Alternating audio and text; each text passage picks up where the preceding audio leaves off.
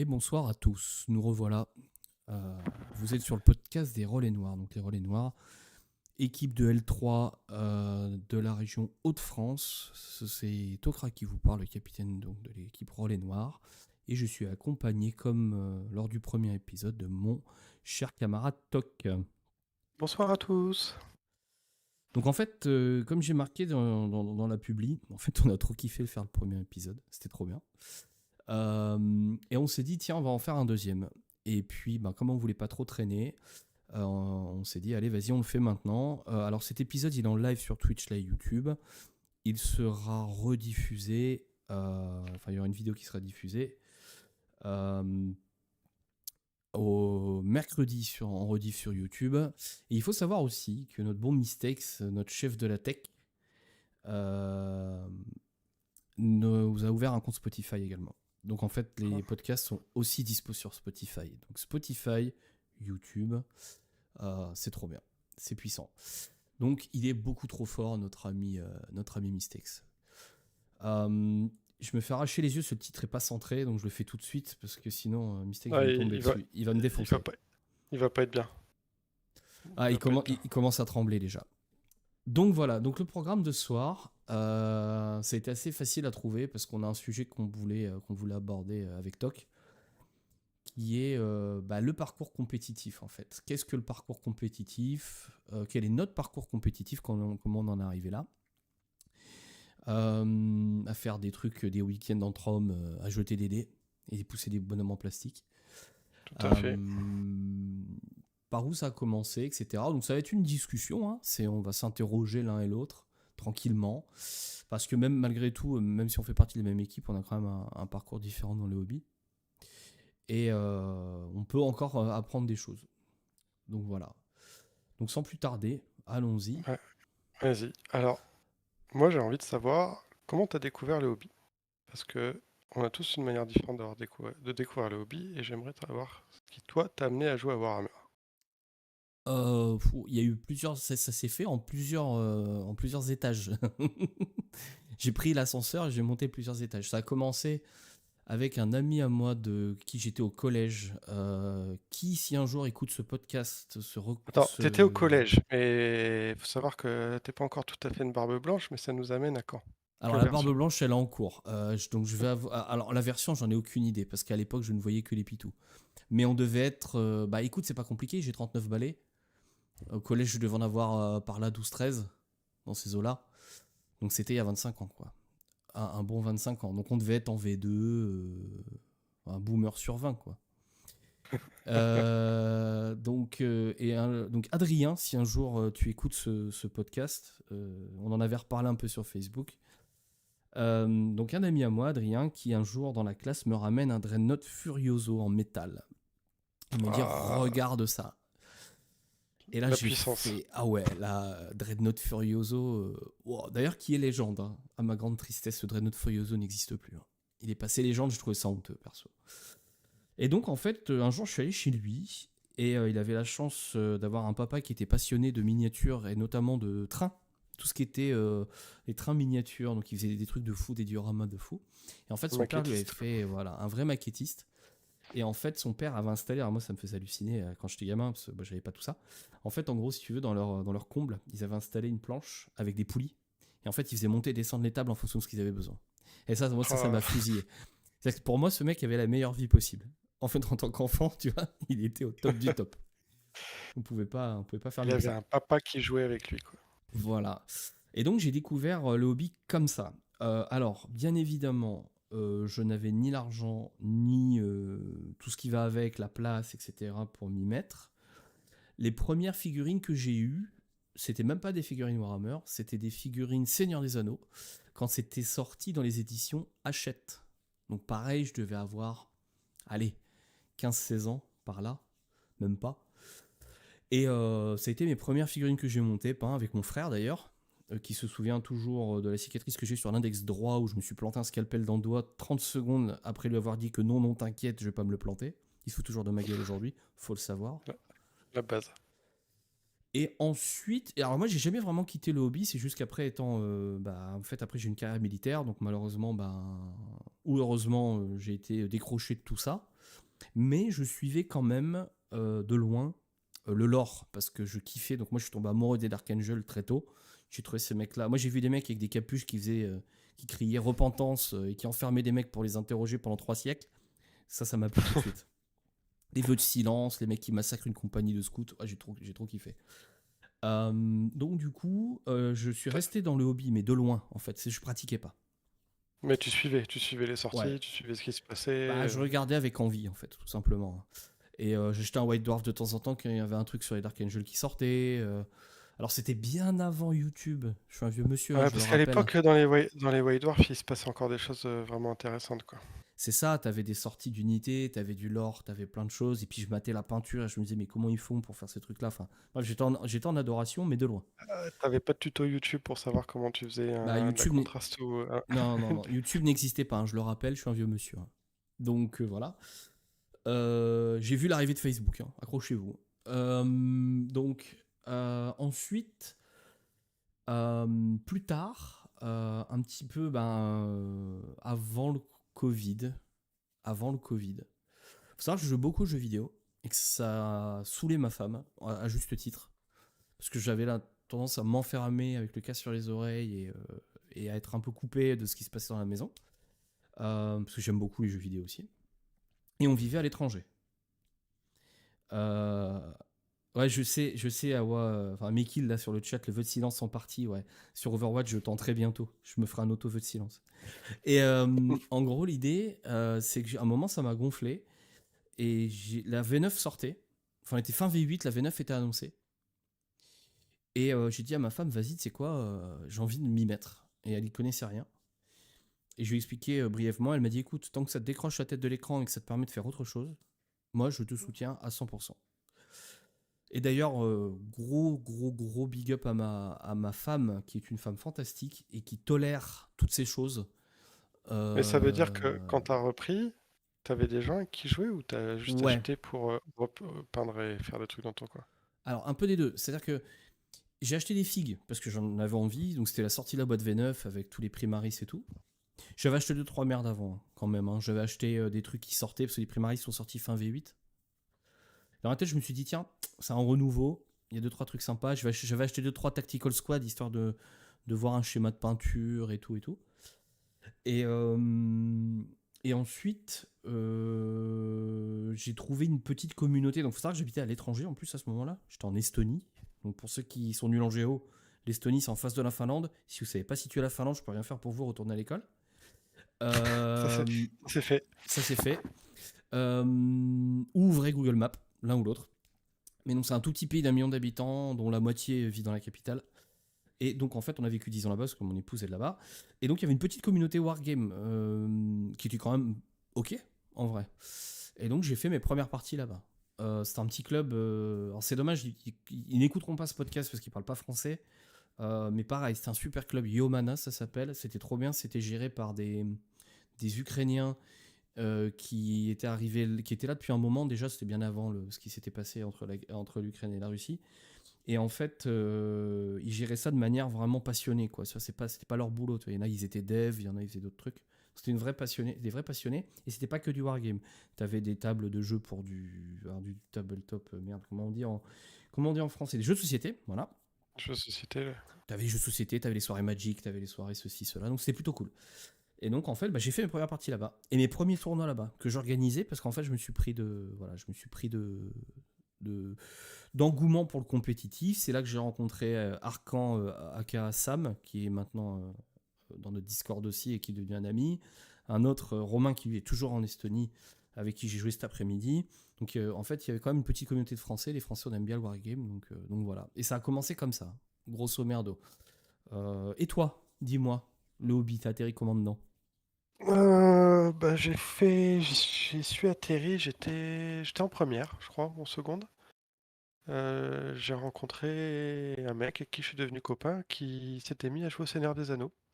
Ah ouais. Parce que il était fan du Seigneur des Anneaux, c'était l'époque où les films ils sortaient au cinéma. Moi j'avais regardé les films plusieurs fois, j'avais lu les livres, et là il m'a montré des petits pitous qui permettaient de jouer et Ouais. de reproduire des scènes de bataille du film. Et là, Ouais.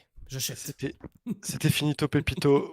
Il m'a montré ça. Je suis allé acheter direct, ma boîte de gobelins parce que moi j'ai toujours joué des vilains. J'ai acheté des gobelins, les gobelins de la Moria et c'est comme ça que j'ai commencé à jouer.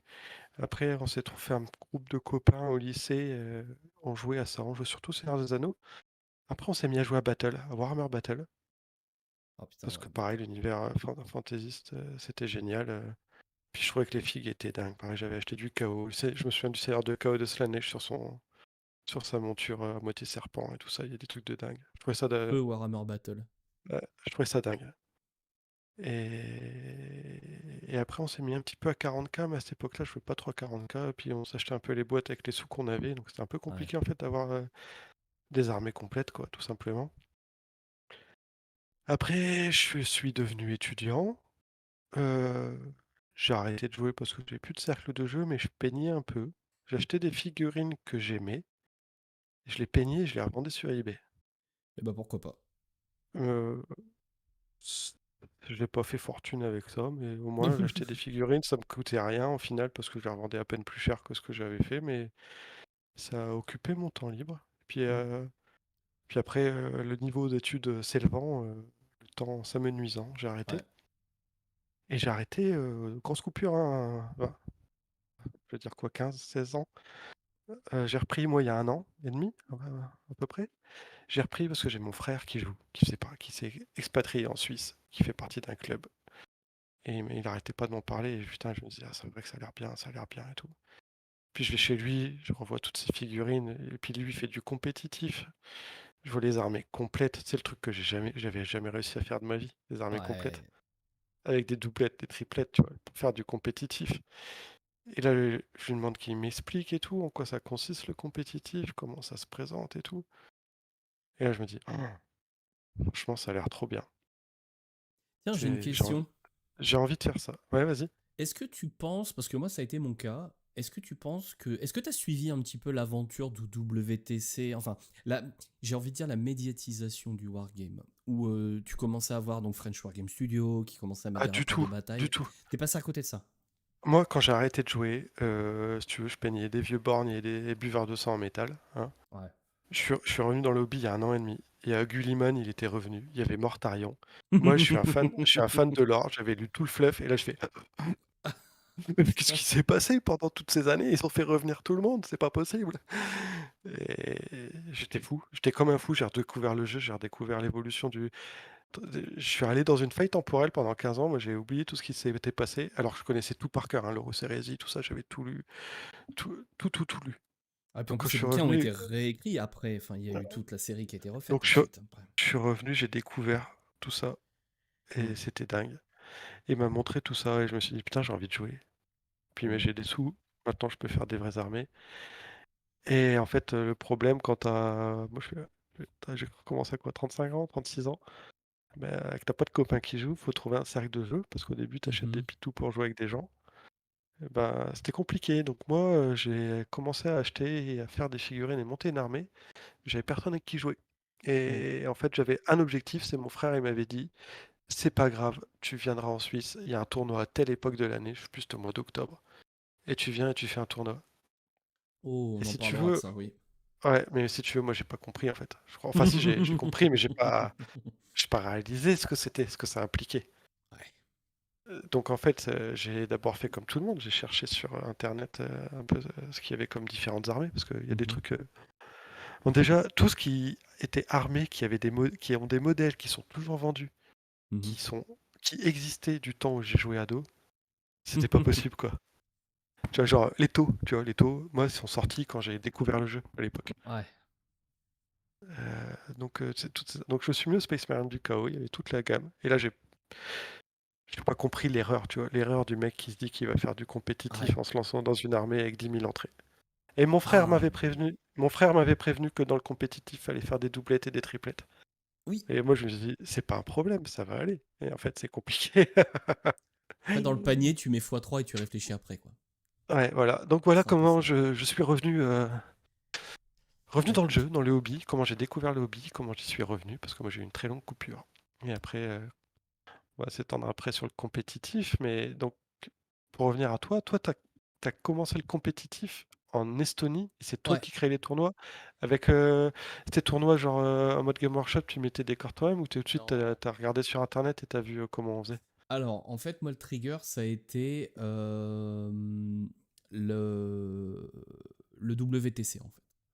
C'est-à-dire que quand j'ai vu la première édition du WTC qui avait été streamée par Eevee, je me suis dit, moi, je veux faire ça, en fait. Quand j'ai vu l'engouement, le truc en équipe et tout, j'ai dit, moi, un jour, je vais faire ça. Sachant qu'à l'époque, donc, je vivais en Estonie et que je ne savais pas que j'allais rentrer en France à ce moment-là, parce que ça s'est fait assez rapidement. Euh, et donc, tout de suite, ce qu'on s'est dit, donc, on avait participé. Alors, les premiers tournois que j'ai dû organiser, c'était assez à la cool. Je crois que le tout premier, c'était 1250 points. Il faut savoir qu'on n'avait pas une place illimitée. Je crois qu'on pouvait mettre 5 à 6 tables maximum. Tu vois, c'est un petit club. Donc, fallait, voilà. Puis, il fallait essayer un petit peu de rassembler les communautés parce que bah, c'est pas évident. Tu avais les russophones, les anglophones, les gens qui ne parlaient uniquement estonien ou qui voulaient pas parler russe, mais ça, c'est un autre sujet. Donc en fait c'était un petit peu compliqué. Et donc il s'avérait que donc, à l'est du pays, donc à peu près à 2h30, 3 heures de route, parce que oui c'est un pays que tu traverses du nord au sud en 4 heures, il y avait des gars, des russophones, donc dans une ville qui s'appelle Narva, où ça ne parle quasiment que russe, tout simplement ils sont à la frontière russe. Et t'avais un club là de mecs qui font du roleplay, mais tu sais, du roleplay grandeur nature. Tu sais, ils vont dans la forêt, ils se déguisent et tout, ils balancent des grands coups d'épée dans les arbres. Euh, et les mecs, ils sont adorables. Ils sont super bien. Et ils faisaient aussi du 40K. Et donc, en fait, je suis rentré en contact avec eux. Et ils étaient aussi un des revendeurs agréés par Games Workshop euh, sur place, enfin en Estonie. Donc, j'ai pris contact avec eux. Ils sont venus au premier tournoi. On a fait copain. Et puis, bah, tout doucement, mais sûrement, on est monté à 2000 points. Après 2 tournois, 3 tournois. Et après, en fait, au hasard, donc avec Sam et Romain, on est allé à un tournoi à Riga, donc en Lettonie. Ouais. Et on est tombé sur l'équipe nationale lettonne qui rentrait du WTC en gros. Ou qui se préparait pour y aller. Et Donc donc milieu bien là, dur. on s'est fait ouvrir du haut vers le bas. Même si on T'as a compris réussi à ta se douleur quoi. défendre. On a réussi à se défendre un peu quand même, parce que je jouais tyrannie de pété. Donc c'était un peu plus facile le jeu pour moi. Je trichais en fait. Je jouais pas avec les mêmes règles que les autres. Et en fait, on s'est fait copain. Il faut savoir que le capitaine de l'équipe lettonne, parce que comme c'est un petit pays, ils ont pas beaucoup, ils ont des largesses. En fait, tu as des règles du WTC qui te permettent d'avoir des étrangers, à condition qu'ils aient vécu plus de X temps. Mercenaire. Voilà. C'est même pas des mercenaires. En fait, ils font vraiment partie de l'équipe. C'est juste qu'il faut avoir vécu plus de X temps dans le pays pour être considéré comme national. Et donc, un ancien de la PU, donc là, ça rigole pas, la PU, on part d'une équipe en Ligue 1. Donc Paris United. Paris United, qui est une des plus grosses équipes de France. Ça fait partie Bah, du top le 5, quoi. sélectionneur français qui a emmené la France au WTC qui a gagné et C'est un vient de PU. là. Voilà. Et donc ce mec-là, en arrivant en Lettonie, en arrivant à Riga, il s'est dit je veux continuer et il a monté l'équipe de l'équipe lettonne pour aller au WTC. Alors c'est pas du tout le même niveau, hein. Ils se prennent des fions au WTC parce que les mecs en face c'est des turbos énervés. Mais du coup en fait eux ils avaient un contact pour faire découper en MDF des terrains au laser. Un mec qui avait une machine. Donc en fait ce qu'on a fait c'est que quand j'ai vu leur terrain je dis c'est trop bien, j'en veux. Et ils nous ont fait un devis, on avait acheté quelques tables pour les mettre au club à Tallinn, donc en Estonie. Et c'est là qu'on a commencé à faire nos premiers tournois en WTC, donc en V9 avec les forêts, les cratères, les machins, enfin tout comme c'était en V9 quoi, sur le format WTC.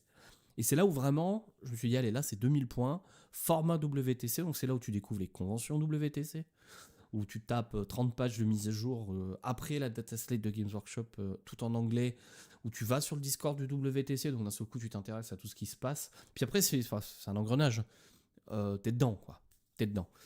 Et en même temps, ce qui s'est passé, c'est que Sam est rentré en France 1 an et demi avant, et lui donc il a trouvé, en fait il est dans la même ville qu'un autre gars qu'il a rencontré dans son club local, qui fait partie des FTA, donc qui est une équipe de L2 et L1, donc c'est 2 équipes. Et il m'a dit, vas-y, tu sais quoi, dès que tu rentres en France ou machin, ou même là maintenant, vas-y, je te fous dans le Discord des FTA et puis il faut que tu viennes jouer avec nous. Et c'est là où j'ai goûté au jeu d'équipe. C'est-à-dire que t'es passé de faire du compétitif dans un pays barbare Ouais, qu'est l'Estonie, ouais. excuse-moi, c'est pour la blague, mais à direct t'entraîner avec des mecs Ah de bah, niveau Ligue 2 quoi. j'arrive toujours plus à m'asseoir depuis. Voir L1 parce qu'en fait, je me souviens que un de mes premiers matchs, c'était Kanaki. Donc Kanaki qui fait partie de l'équipe L1, qui jouait à l'époque de Drukari. Et j'ai rien compris à ce qui m'arrivait. Les mecs, en fait, ils jouent dans. Enfin, maintenant, je comprends, mais avec le recul, je ne jouais pas au jeu, en fait. Et c'est quand tu rentres dans des cercles comme ça que tu te dis, ok, là, maintenant, je joue au jeu. C'est-à-dire que là, chaque règle qui est écrite, en fait, elle est là pour quelque chose, et ces mecs-là utilisent tous les panels de règles. Ah, Ils mais optimisent, quoi. voilà. Et en fait, chaque petit tricks, machin, truc bidule, ils vont le connaître, ils vont le savoir. Donc c'était contre Kanaki. Ensuite, je me suis mangé Biolix, qui est leur genre CSM en Ligue 1, qui m'a expliqué pourquoi à la fin du T2 j'avais perdu. Et là, c'est parti pour 6 mois de douleur en fait. Donc, t'es revenu d'Estonie où tu faisais tes tournois avec tes Mm. copains, parce que c'est un petit milieu, je pense que tu devais connaître tout le monde, Oui, on à est une l'entraînement, trentaine, hein. Une trentaine. à l'entraînement Ouais. avec des mecs qui te respectent pas l'entraînement, quoi. Bah, c'est des mecs qui jouent, qui ne savent pas jouer doux en fait. Parce que Oui, c'est. bon, après, c'est le problème du compétitif, c'est que Tu c'est sais plus plus. fort que toi, Voilà. tu peux pas jouer, tu joues pas Waydorf, quoi. C'est pas possible, en Voilà. fait. Donc tu n'y arrives plus. Et puis, alors ça, c'est, j'ai envie de dire, et c'est le plus important, c'est que c'est comme ça que tu progresses. C'est-à-dire que jouer dans une petite communauté, c'est sympa. Mais tu progresses, enfin, t'arrives vite à un plafond de verre. Être le fort de ta communauté de 20, ça veut pas dire grand chose. C'est quand tu te frottes à l'extérieur de ça, où tu te dis, ah ouais, là d'accord, ok, là c'est une autre dimension. Et voilà comment j'en suis arrivé. Alors je vais pas refaire tout l'historique, mais en gros, comment je suis passé en un an et demi de temps, hein, à peu près, hein, oh, ils sont beaux mes Dark Angel. Regarde mon beau capitaine. J'avais aucune idée de comment je le montais, machin. Je voulais juste qu'il soit cool. Ah, ok, quel triplet j'achète le mois prochain, quoi. Voilà. Ouais. Et Donc, donc t'as toi, ta passé première, le ouais, cap assez vite, en fait. ça a été brutal. C'est-à-dire qu'il a été brutal, mais bon, parce qu'au final, tu progresses. Et tu le vois, en fait. C'est-à-dire que tu le ressens. Tu ressens que tu progresses. Parce qu'en fait, tu te dis, ok, là, ce mec-là, un jour, alors je vais peut-être pas être comme lui, mais tu comprends plein de choses en fait. C'est que t'as vraiment, t'as vraiment le mème du mec là qui fait exploser son cerveau là. Bah c'est un petit peu ça, avec des étoiles autour, où en fait tu te rends compte que bah le niveau de jeu c'est, enfin toi t'as pas joué au jeu et t'as pas compris le jeu et t'as pas compris les règles du jeu et t'as pas compris tout ce qui était, enfin l'arbre des possibles dans une partie. Tu n'as pas, on pourra en parler pendant 2 heures, mais qu'est-ce qu'un match-up? Ah ouais. Qu'est-ce qu'un estimé? Qu'est-ce qu'une matrice? En fait, tu découvres tout ça dans le jeu d'équipe et tu joues avec d'autres personnes. Donc du coup, d'un seul coup, tu es confronté à ça et tu dis waouh, ça fait déjà beaucoup de données à assimiler. Mais en plus de ça, tu te rends vite compte que tu traînes avec des gens qui tous les ans vont au Big Four, donc c'est les 4 meilleures équipes de France. À l'issue du tournoi, sera nommé le capitaine de l'équipe de France, qui ira au WTC, au championnat du monde. Donc tu te cognes des mecs comme ça en sortant d'Estonie. Waouh, aïe. Mais toi, dis-moi, ton premier tournoi, c'était comment? En fait, donc je t'ai dit, moi je me suis remis au jeu sous l'influence néfaste de mon frère avec un objectif, c'était de faire un tournoi, je crois, ça devait être fin octobre 2023. Donc j'ai acheté mes premières figurines au mois de juin 2023, un truc comme ça, dans l'optique de me faire une armée. Genre, j'ai mon armée peinte de 1000 points, genre 15 jours avant. J'ai jamais joué, hein. J'avais jamais rejoué depuis l'adolescence. Je vais au Game Workshop du coin pour faire une initiation, genre 15 jours avant. J'avais pas relancé de dés depuis mes 15 ans.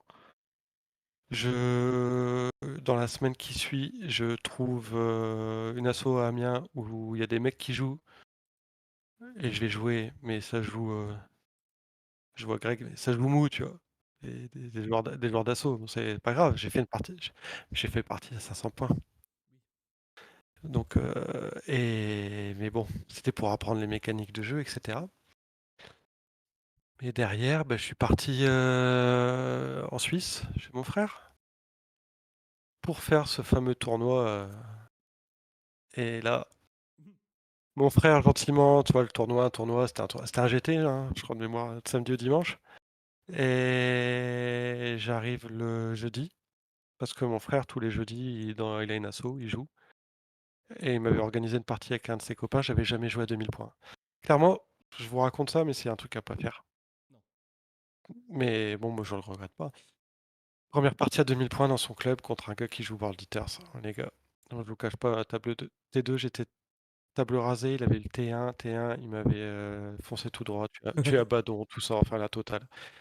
Ah oui, la J'ai première fois que tu mets ton ch Seigneur de guerre sur table et qu'il meurt comme une merde, tu fais mais non, mais c'est Abaddon. exactement, à Badon, T1, il est chargé, il meurt avec putain de maître des exécutions qui te l'a décapité avec, enfin bref, la Comme une souffrance. merde. Là, j'ai pas trop compris à quoi je jouais et je me suis dit: «Putain, Ok. samedi, ça va être chaud frère, Ah ça va être ouais. la violence». Et bon, le vendredi avec mon frère, on s'était dit qu'on ferait peut-être une game et puis finalement on a fait tout sauf jouer, enfin bref, on a profité Bah oui, c'est ton et frère. ça et vient le samedi matin, tournoi, tu vois? C'était 50 joueurs, 60, je sais plus. Premier tournoi, table WTC, tout ça. Ah, j'arrive, tu prends ta table. Moi, déjà, je faisais pas le fier. Pourtant, je suis pas du genre à stresser, hein. Mais tu découvres un autre univers. Parce que bah, moi, je connaissais pas ça, hein, clairement. La veille au soir, on regarde le pairing. Moi, je connaissais pas comment ça fonctionnait non plus. Ah ouais. Et là, mon frère, il me dit: «Oh, tu vas morfler». Je fais: «Mais quoi? Qu'est-ce qu'il y a et tout?» Genre, t'es un connard, tu dis ça pour me faire stresser, tu vois? Et il fait: «Tu joues Tony X». Eh non, c'est pas un acteur de cul. Tony X. Antonio Merelas, joueur Aïe. de l'équipe suisse. Ok, Aïe. joueur de l'équipe suisse. Il me fait: «Ouais, je le connais et tout». Putain, là tu te dis, ça veut dire quoi? Genre, déjà, tu connais pas le monde compétitif, tu te rends pas compte de ce que ça représente, Ouais. joueur compétitif, encore moins pour l'équipe nationale WTC. Enfin bref, c'est un autre univers, hein. Moi je dis: «Bon, écoute, on verra bien, hein, je perds personne», tu vois? Tu fais le cacou, hein. Donc tu Ouais. arrives le matin, tu prends ta table, on te donne tes goodies, ouais, c'est bien. Tu as ta table, putain, faut que tu places tes décors, tu vois? J'ai jamais placé de décor de ma vie. Allez hop, tu le fais, je le fais tout seul, je fais toute la table tout seul, je sors mes pitous et tout, je sors toutes mes petites datasheets là en carton là, parce que je les avais achetées comme un pichou. Et là t'entends lancez les cloques. Mec, Cloc. mon adversaire il est pas là frère, je suis solo. T'as l'arbitre et tout, et il vient voir, il est pas là et tout. Je fais non putain et tout. Oh putain, vas-y, ça tombe, je vais gagner ma première partie par forfait, puis je vais me taper encore un autre, un énervé. Je fais assez compliqué. Et là, finalement, Tony, il arrive. Et Tony, en fait, dans le GPS, il avait pas mis le bon bled. Il avait mis le bled qui s'appelle pareil, mais pas au même endroit. Enfin bref, il arrive, il pensait que, il me demande si c'est mon premier, si j'ai déjà joué, si machin. Je dis c'est mon premier tournoi, frère, j'ai jamais joué. Il fait t'inquiète pas, ça va bien se passer. Et il commence à prendre tous les décors et tous les retirer. Ah. Mec, j'avais passé un quart d'heure à faire les décors. Et en fait, bah, j'avais tout bien mis, puis il m'a niqué la table. Déjà, on a démarré en retard, on a dû tout refaire, cet enculé. Il parle pas français. Je dis ça en rigolant, elle était super agréable, mais il parle pas français. J'ai fait la game en anglais. En anglais, Antonio, il parle espagnol, allemand, et quand il parle anglais, il a l'accent espagnol. Donc c'était dur. C'est très dur la partie. Pouah, plein de souffrance dans la partie. J'ai pris un 20Z, j'ai pas compris ce qui m'est arrivé. J'ai pas eu besoin de lui présenter l'armée. Le gars il dit en anglais: «Don't worry, I know». Ok. Et il m'a mis un fion de l'espace. Ça a été vite réglé. On a commencé en retard, on a fini en avance. Donc beaucoup de douleur. Le dépucelage en règle. Ah ouais, ouais, beaucoup de douleur. Après, le mec, il m'a mis mon fion, à la fin de la partie, il m'a dit: «Tu vois, t'aurais dû faire ci, t'aurais pu faire ça». Ça, c'est bien. Et il a pris le temps de m'expliquer et tout ça, avec beaucoup de gentillesse. Et en fait, c'est un truc que j'ai découvert souvent, c'est que les meilleurs joueurs, Mhm. sont très fair play, très pro.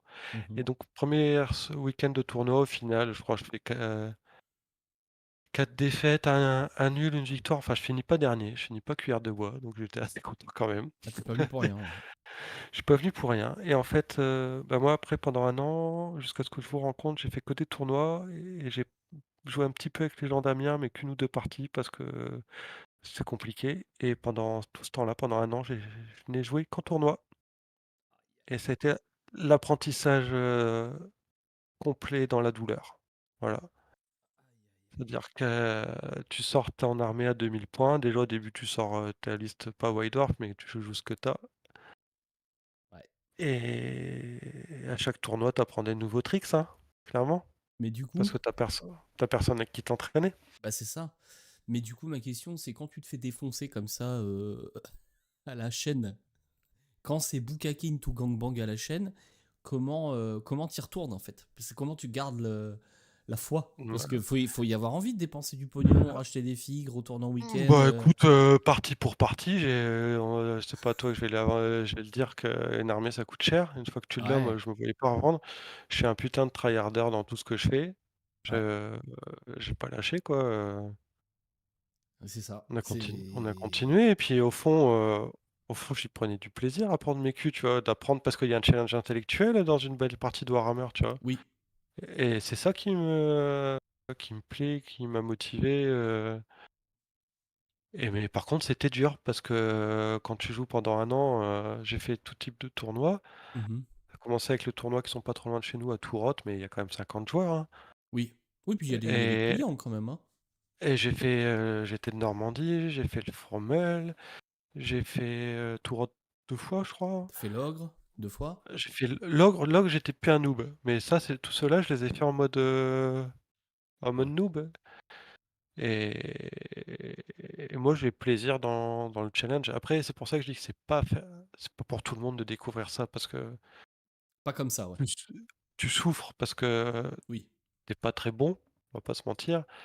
T'es pas forcément hyper carré sur tous les points de règle, donc je me suis fait baiser plein de fois aussi, hein. Oui, oui, oui. Et puis perdre, c'est pas marrant, quoi. Mais moi, ça m'a jamais dérangé. C'est comme ça que t'apprends. On est Donc, d'accord. On est d'accord. Et c'est vrai que du coup, tiens, un truc intéressant dont on peut parler, c'est. Bah, il y a plein de trucs. Il y a le. En fait, c'est un sujet complet. En gros, il y a la partie. On parle de casu, on parle de joueurs d'association, on parle de joueurs de magasins, on parle de joueurs compétitifs, mais on définit pas vraiment. Et je pense que. Est-ce qu'il y a déjà une définition universelle? Je pense pas. Qu'est-ce qu'un joueur casu? À quel moment on a là-bas, tu sais, l'autocollant? Je suis un joueur compétitif, tu vois. Est-ce que c'est parce que c'est quand tu commences à mettre des triplettes? C'est quand tu commences à faire des mathématiques, à faire des Excel avec des statistiques dedans? Tu sais, elle est où enfin, la bah, bascule en fait? je sais pas, parce que déjà, même les joueurs de garage, on va pas se mentir, enfin, et c'est pas méchant quand je dis ça, mais tout le monde a envie de gagner. Bien sûr. Donc, souvent, les mecs, ils ont pas de triplettes parce qu'ils se permettent pas d'avoir des triplettes financièrement. Oui. Et puis, ou alors ils Mais comprennent pas l'intérêt aussi. J'ai voilà, eu des aussi, commentaires comme ça aussi. Ouais. ils ont pas la lecture. Mais Mhm. Oui, puis. après, ce qui fait plonger les gens moi, personnellement, tu vois, ce qui m'a fait plonger les gens dans le compétitif par rapport à du jeu de garage ou du jeu de croisade, c'est le challenge intellectuel. C'est tout le monde avec les mêmes règles, dans les mêmes conditions. Oui. Des décors, il y en a, ça les fait chier, et je le comprends, les décors symétriques, etc. Mais pour moi, Au c'est moins. comme jouer aux échecs puissance 10 000, tu vois. Bah, c'est ça en fait. C'est-à-dire que c'est comme si. En fait, jouer une. Pour moi, et je pense que ta vision elle est la même, c'est que jouer une partie de Warhammer 40K. Alors, le mot compétitif, même, on peut le discuter, on peut dire en milieu égal, à jeu égal. Ça veut dire quoi? Ça veut dire qu'il y a un cadre, ça veut dire qu'il y a des normes. Et les normes, elles vont de la construction de l'armée jusqu'à comment tu mets tes décors. Alors, c'est vrai que parfois, on aime bien avoir des beaux décors, parce qu'on est quand même aussi des hobbyistes, hein, faut pas oublier, hein. On Tout aime à la belle fait, chose, hein. tout à Donc, fait. c'est vrai que des fois. Mais en fait, t'as toujours. Moi, je me souviens d'un tournoi il y a 1 an et demi à Calais, chez les Squig. On leur fait un bisou si jamais ils écoutent ça. C'est une belle association à Calais, les Squig de jeux en général, hein, pas que de 40K, qui font un tournoi. Et c'est vrai que moi, arrivant là, rentrant d'Estonie, sur le Discord d'FTA, me faire retourner le cul en WTC non-stop, je vois un tournoi qui se met. Et puis, il y avait des belles tables. Mais c'était des tables où tu avais des décors, des décors V4, quoi. Et moi, j'ai pas compris. Et en fait, je me suis dit, qu'est-ce que je fais là, en fait?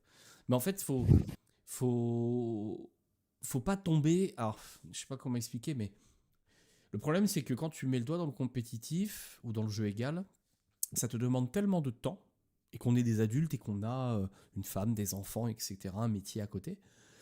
Et du coup, le peu de temps libre que tu accordes, ou le temps libre que tu accordes au hobby avec un grand H, ça peut être du montage, la peinture, de l'entraînement sur TTS, ça peut être des parties en IRL, enfin voilà, c'est le hobby vraiment vaste.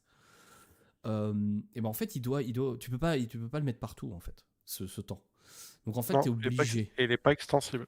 C'est ça. Et donc, du coup, tu es obligé de faire un choix. Et une fois que tu as mis le doigt dans le compétitif, c'est tellement demandant, si tu as envie de bien faire, c'est tellement demandant que, bah, en fait, tu n'as plus de place pour le reste. Mais ça, c'est des arguments que j'ai eu. Enfin, on dit pas ça en français. Ça, c'est un anglicisme. J'ai eu des discussions peut-être un peu houleuses avec certains joueurs qui étaient très très compétitifs sur justement le côté un peu déni qu'ils avaient des autres versions du hobby. Et moi, ça, c'est un truc que j'aime pas trop parce que même si, oui, je suis comme toi, hein, turbo tryharder, voilà, on mange des statistiques au petit déjeuner, il n'y a pas le souci. Mais je respecte quand même beaucoup les gens qui font d'autres trucs du hobby. Tu vois, je trouve ça bien, en fait, que le hobby Bah, de vive, toute façon, mais surtout à sur le la base, spectre, en moi, fait. le hobby, il m'intéresse aussi parce que moi, j'adore les figurines, quoi. Et le lore Quand on qu'il y a regarde, derrière et tout ça, enfin, c'est etc. Mais je te incroyable, dis, quoi. moi, l'Horus Heresy, j'ai tout bouffé, etc. Et puis les Mhm. figurines, on est tous comme des dingues quand il y a des nouvelles figues qui sortent. Et Et c'est oui, pas que parce que c'est des figurines pour aller tryharder et faire une triplette, non. C'est parce c'est que ça. derrière, on passe du temps à les monter, à les peindre, et on est content quand on les pose sur table. Parce que même quand on va en tournoi, en vrai, on est content quand on affronte une belle armée. Mais bien sûr. Ah, moi, les Et on armées n'est Power pas, Rangers, je et, déteste ça. et on n'est pas content quand on a un gars qui nous a souillé, je sais pas combien de figurines. Ouais, on est d'accord. Et ça Ouais, fait pas ouais. plaisir, quoi. Je vois des mecs comme ça. Je suis entièrement d'accord. D'ailleurs, j'en profite pour les quelques personnes qui écouteront ce podcast et qui sont de la région. Il y aura un événement organisé justement par, entre autres, les Squig, qui est un événement narratif à 3500 points en format Apocalypse. Faudra que je re-regarde les dates, mais en gros, c'est dans. Je crois, il me semble que c'est en septembre ou un truc comme ça. Et bah, tu vois, ça, typiquement, quand il est venu nous voir, donc c'est Seeker qui est venu nous voir, qui est un joueur d'une équipe à Calais, donc qui on a joué il y a 10 jours. Non, il y a une semaine. Non, il y a deux Il y a une semaines. semaine, hein. Oh, je suis perdu, ça y est, je sais plus quel Il y a une temps, semaine. c'est une semaine. Qui est venu nous voir, qui nous a filé un beau patch scratch à mettre sur les sacs en disant bah, j'organise un truc narratif. Parce que le compétitif c'est bien, mais voilà, les mecs ils se régalent, hein, ils tirent sur les tables d'à côté. Voilà, premier événement, les flics ont débarqué tellement ça hurlait. Enfin, mais ça, c'est bon aussi, ça en fait. Même si, moi j'aurais malheureusement pas le temps d'y aller parce qu'il y a trop de trucs entre la gestion d'équipe, entre machin, la vie, le boulot et tout. Mais je trouve ça bien que ça existe encore, en fait, ces trucs-là. Et du coup, on peut embrayer sur ce sujet-là parce que c'est un truc, moi, qui me tient un petit peu à cœur. C'est la partie, l'image du joueur compétitif. Parce que ça, je l'ai beaucoup entendu aussi. C'est-à-dire que quand tu arrives. Attends, je vais prendre cet exemple parce qu'il est vraiment parlant et on l'a tous plus ou moins vécu récemment. Donc, on a notre partenaire, MaxiRev, qui est une boutique à Abbeville, qui est pour moi la meilleure boutique de le wargame non Games Workshop que j'ai vu. Voilà, j'en ai pas vu de mieux que ça. Donc un gros bisou à Maxi Rêve en passant. Euh, Tu arrives là, toi, en tant que joueur entre guillemets, je mets des gros guillemets compétitif, et tu te retrouves face à des joueurs de magasin. Et tu as cette image. Alors en plus, souvent on y va en équipe, donc on arrive avec les maillots, les dés et tout. Donc tu as cette image de ah oui, mais ce sont les joueurs de ligue. Il y a cette espèce d'étiquette à la con que j'aime pas trop, mais qui malheureusement, voilà, elle existe. Et comment toi, Mm. tu abordes un adversaire comme ça? C'est-à-dire que tu sais que l'adversaire en face, il sera pas au rendez-vous, en fait. C'est peut-être un Bah écoute, tournoi, mais il sera pas au rendez-vous. ouais, Tu sais en d'avance que fait, voilà. moi, je dirais que je suis un jeune joueur, Ouais. malgré mon âge, parce que ça fait quoi, à peine un an et demi que je joue au jeu. Mhm. Donc je me mets à la place de ces gars-là parce que j'ai fait pas mal de tournois quand même, et j'ai rencontré un peu tout type d'adversaires. Mhm. Et je sais ce qui fait que, en fait, on va pas se mentir, un mec comme ça, toi, tu vas venir, si tu viens avec ta liste classique, Oui, tu vas oui, lui mettre oui. un cul, comme on dit Mm. Dans le dans jargon. le jargon. Mais l'idée, c'est que si toi, tu es là, que pendant une après-midi, une journée, tu laisses ta femme et tes enfants, c'est pas pour aller mettre une branlée à un gars Ouais, sans sourire autour de la table et sans que lui passe aussi un minima un bon moment. Donc tu le fais exact. avec, je dirais, bienveillance, tu lui expliques des choses, etc.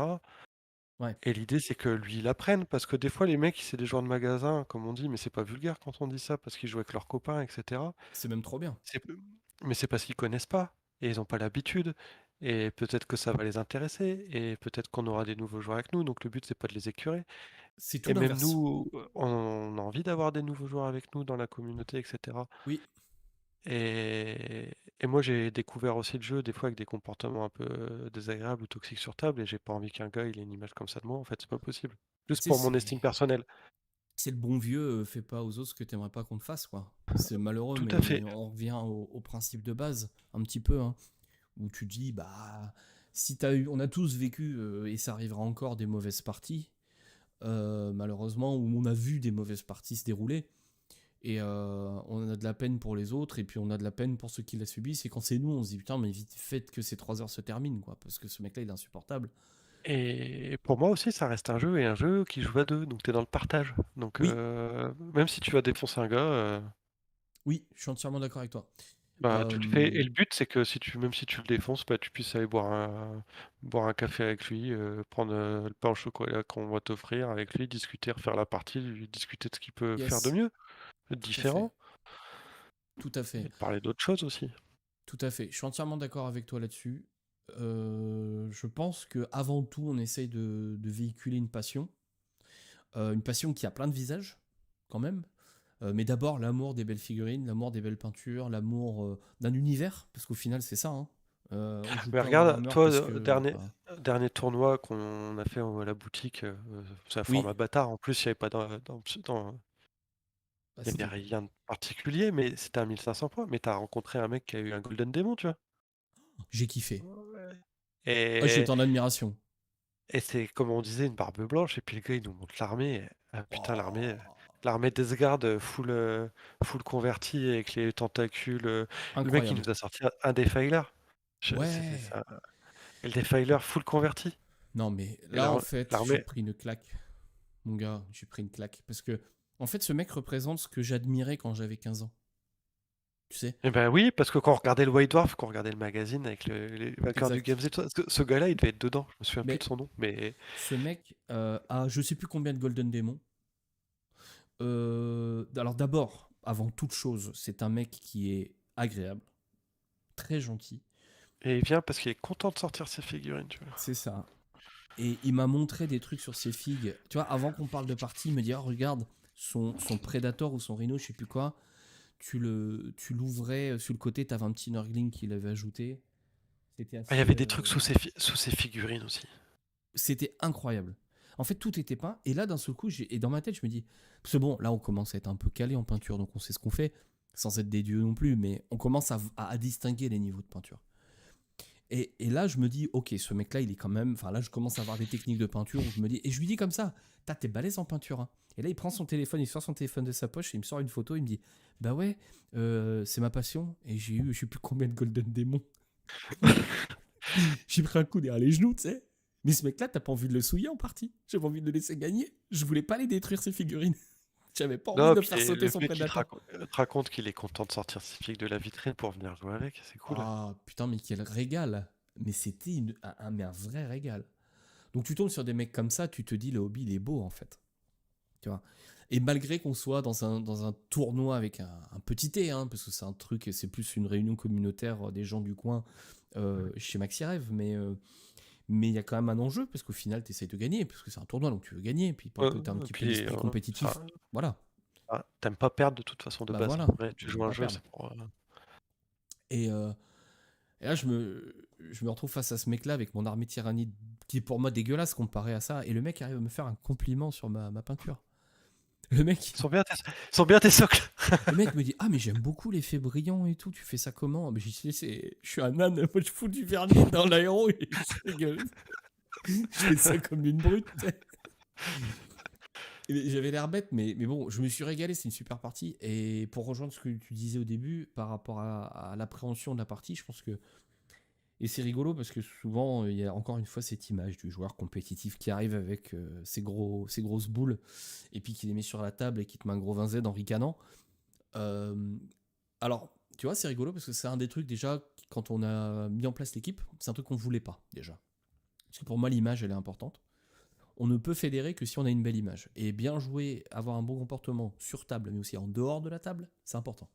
Il faut qu'on soit des gens agréables à rencontrer parce que tu vas passer un week-end avec des gens, faut que les gens t'apprécient. Sinon, ça Oui. va être long. Puis si t'arrives et Puis que le on a, mec qui voit que tu puis on tombes a un contre toi petit puis qu'il milieu au souffle, final. Moi, je me rends mais compte, tout le oui, monde, tout le monde tu se finis par connaît, connaître tout le monde. bien sûr. Alors si t'arrives sur table, le mec il s'est quitté, il regarde ton profil, enfin il regarde ton pseudo puis il fait oh putain, tu vois, c'est pas, non, c'est pas ça qu'on veut quoi. On veut que le mec soit content. Et comme le week-end dernier, voilà, on connaît les gens et puis on est content de se voir, donc c'est cool. Et bah pareil, je pense qu'il est important d'arriver, et encore plus en tant que joueur entre guillemets compétitif ou de gens qui peut-être ont plus d'attrait à la compétition, d'aller voir un joueur. La première chose que je lui demande tout le temps, c'est qu'est-ce que tu attends de cette partie en fait. Et je pense que c'est important. Et là, souvent les gens se livrent un petit peu. Tu dis pas bon, tu joues fort ou tu joues pas fort. Tu sais, c'est le côté un peu demeuré. Non, c'est qu'est-ce que t'attends de cette partie. Et là, souvent le mec il se livre. Et aussi ajuster ça pendant la partie parce que il peut y avoir aussi et ça on peut en parler aussi, c'est les fameux champions de boutique où t'as les mecs qui sont forts dans une communauté d'une dizaine, quinzaine de personnes, et puis toi d'un seul coup tu vois un tournoi, tu t'inscris, t'arrives, le mec se déplace, il a une traîne, tu sais, derrière lui, on le salue, on se met à genoux quand il passe, puis toi t'arrives face à ce mec là et tu le désintègres. Voilà. Et puis il va prendre des fions tout le week-end. Et puis il va pas... Ça va créer une drôle d'ambiance. Donc avoir ça, je l'ai vécu pour le coup. Et c'est pas agréable du tout, parce que même les gens te regardent bizarre. Et du coup, avoir une attente de la partie, je pense que c'est important, parce que dire à ton adversaire, bah, qu'est-ce que tu attends de cette partie, pourquoi tu es là, papoter 5 minutes en vrai, papoter 5 minutes avec son adversaire avant une partie. Alors je parle de ça, c'est en dehors des très gros GT. En dehors, Oui, bah là, tout le monde, voilà. on sait que pourquoi les mecs ils sont là, quoi. Voilà. Et encore, j'ai même envie de dire, je peux prendre l'exemple du Fromel, où je tombe contre un mec, mais alors d'une gentillesse incroyable. En 4ème ronde, je tombe sur un mec qui me dit écoute, c'est un mec qui bosse à Pipou le Hibou. Si un jour t'écoutes ça, je te fais des gros bisous aussi. Pipou le Hibou qui vient avec des Necroncanoptech, mais qui était à l'époque très très fort. Hein. À l'époque du Fromel, le Necroncanoptech, c'était un enfer absolu. Mais bon, je vois très vite à sa liste que ça va pas du tout. Et le mec arrive, il bosse chez Wargame Spirit à Grenoble. Et il avait fait le déplacement depuis Grenoble. Donc déjà, là, je me dis dans la tête, le mec a beaucoup roulé. Donc déjà, tranquille. Il doit être un peu épuisé. Il a un peu fait la fête avec l'arbitrage la veille aussi. Donc, on va y aller tranquille. Et il me dit, mais alors avec un grand sourire, je suis une énorme merde, je ne sais pas jouer au jeu. J'ai joué 2 fois dans ma vie. Moi, tout ce que je veux, c'est me marrer. Et ben, tu sais quoi, Ah, c'est fendu la gueule pendant 3h30. il a fait comme moi. Et c'est trop bien. Et c'est le meilleur moyen. Parce que pareil, quand je vois son armée, quand je vois le mec, je me dis, ah, il a pas une tête d'énervé, lui. Donc je lui demande, peut-être attends quoi de la partie là. Ça a été, ça s'est bien passé. Puis tu sais, on est à la 4ème ronde. Donc ça peut papoter un peu de ce qui s'est passé avant. Et il me lâche ça. Et je fais, bon, bah écoute, Pipou, j'ai une bonne nouvelle. Tu gagneras peut-être pas. Mais par contre, je peux t'assurer qu'on va se fendre la poire. Et en fait, on s'est régalé pendant 3h30. Bah oui, regarde, comme Romain dit, c'était pas un Harridan en première game du Fromel.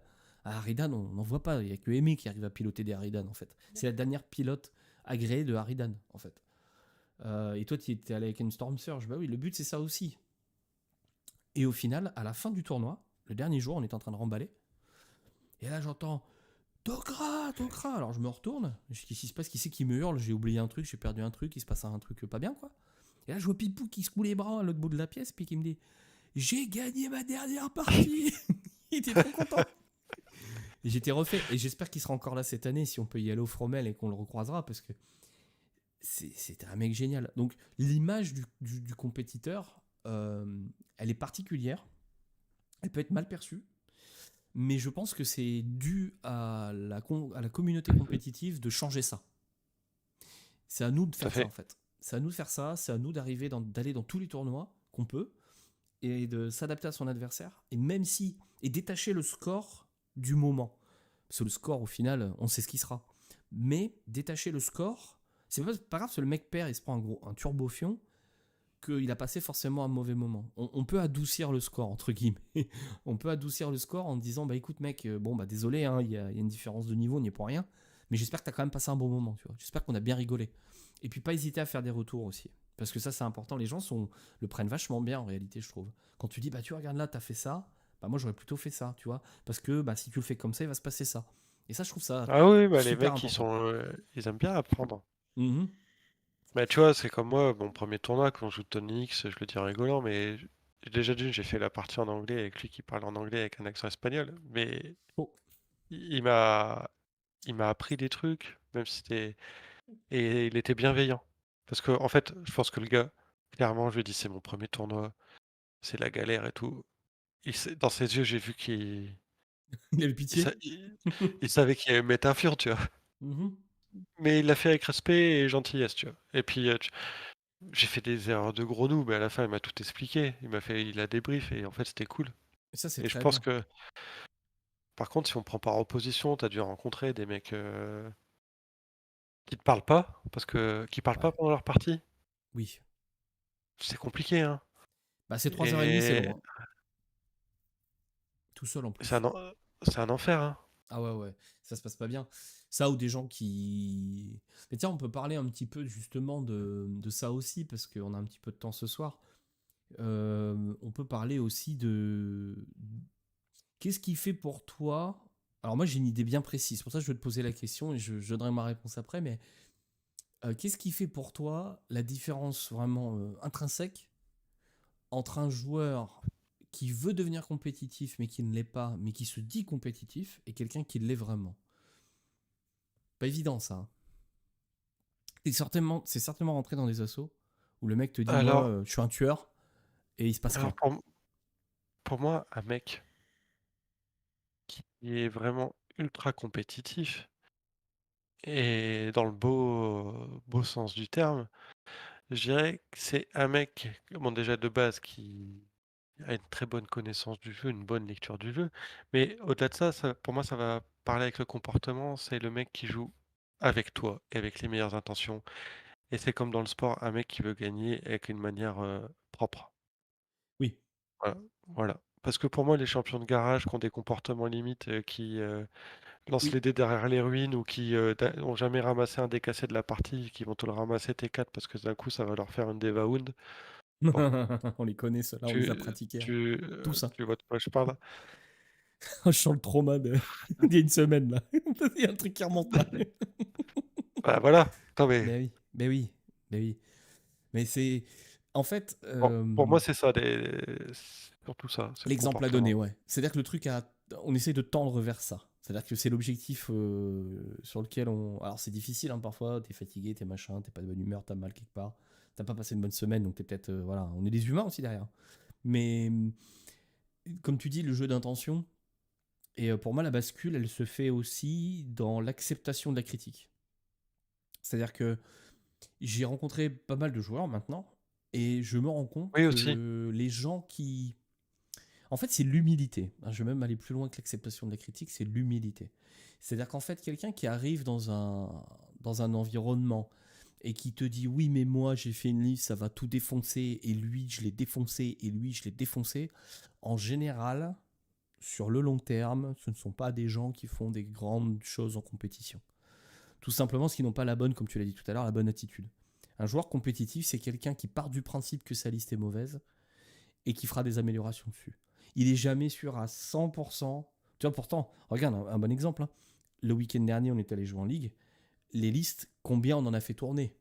Et malgré le fait qu'elles aient tourné, je sais pas combien j'ai fait de games en custo, hein. J'ai dû en faire 50 hein, en l'espace de 5 mois de temps. Même pas. Et pour autant, j'avais encore des doutes. Mais je pense que c'est sain, Oui. en fait. Je pense que c'est sain. C'est sain parce que ça te force à l'humilité. Et ça te force à te remettre en question en permanence. Et là, tu vois, je suis déjà en train de revoir des listes pour le match retour. Mm. Eh, mais je me pose beaucoup de questions et je suis pas sûr de moi. Ouais, mais en fait, c'est de manière générale, c'est comme je te l'ai déjà dit dans plein de domaines, que ce soit professionnel ou dans le sport. T'es toujours, à un moment donné, quand tu tryhardes quelque chose, le plus fort du coin, le plus fort de la salle, le plus fort du club. Et en fait, ce qui fait que tu vas franchir un palier ou pas, c'est qu'à un moment donné, tu vas rencontrer des gens qui vont te considérer comme un gros nul parce que par rapport à eux, tu seras Mhm. nul. Et si t'es un bon tryharder et que t'en as l'intelligence, tu vas apprendre de ces gens-là. Yes. Si t'es un mec un peu toxique, un peu tocard, tu vas trouver toutes les excuses du monde pour dire que, en fait, c'est pas toi qui es pas assez bon, El c'est lui qui a eu de la Famoso, chance. c'est de la faute d'aider. C'est la faute d'Aidé, c'est lui qui a de la chance, j'étais pas assez en forme, j'ai pas bien dormi, C'est ça. C'est exactement ça. Il y a toujours des, voilà, et les trouveurs d'excuses, comme on dit dans l'armée, l'excuse c'est comme le trou du cul, tout le monde en a. Et enfin, c'est pas bon, en fait. C'est pas bon parce qu'en fait, ça t'empêche de te remettre en question. tout à fait. Donc ça, c'est intéressant. Et là, bon, alors pour faire un petit parallèle avec ce qui se passe un petit peu dans notre équipe en ce moment, on a pas mal de joueurs qui arrivent sur le Discord, etc., qui sont des joueurs à qui je pense on a mis la puce à l'oreille. Euh, qui nous ont vu jouer et qui se sont dit attends, ça m'intéresse. Euh, mais qui savent pas trop comment y aller.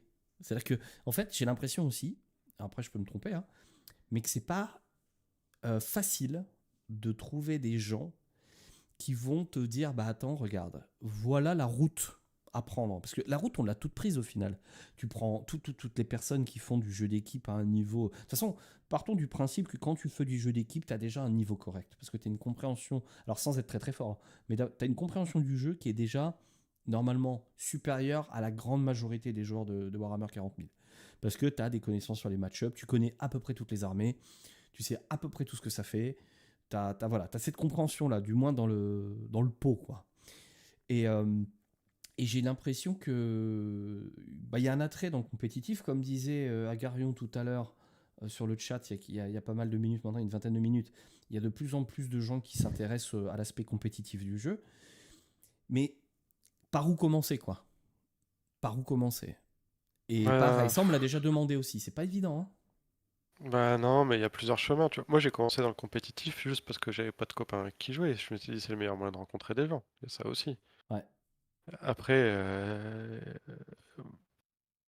faut prendre les matchs Q, les boutiques, et il faut essayer, tout simplement. Puis après, il faut tomber sur des bonnes personnes.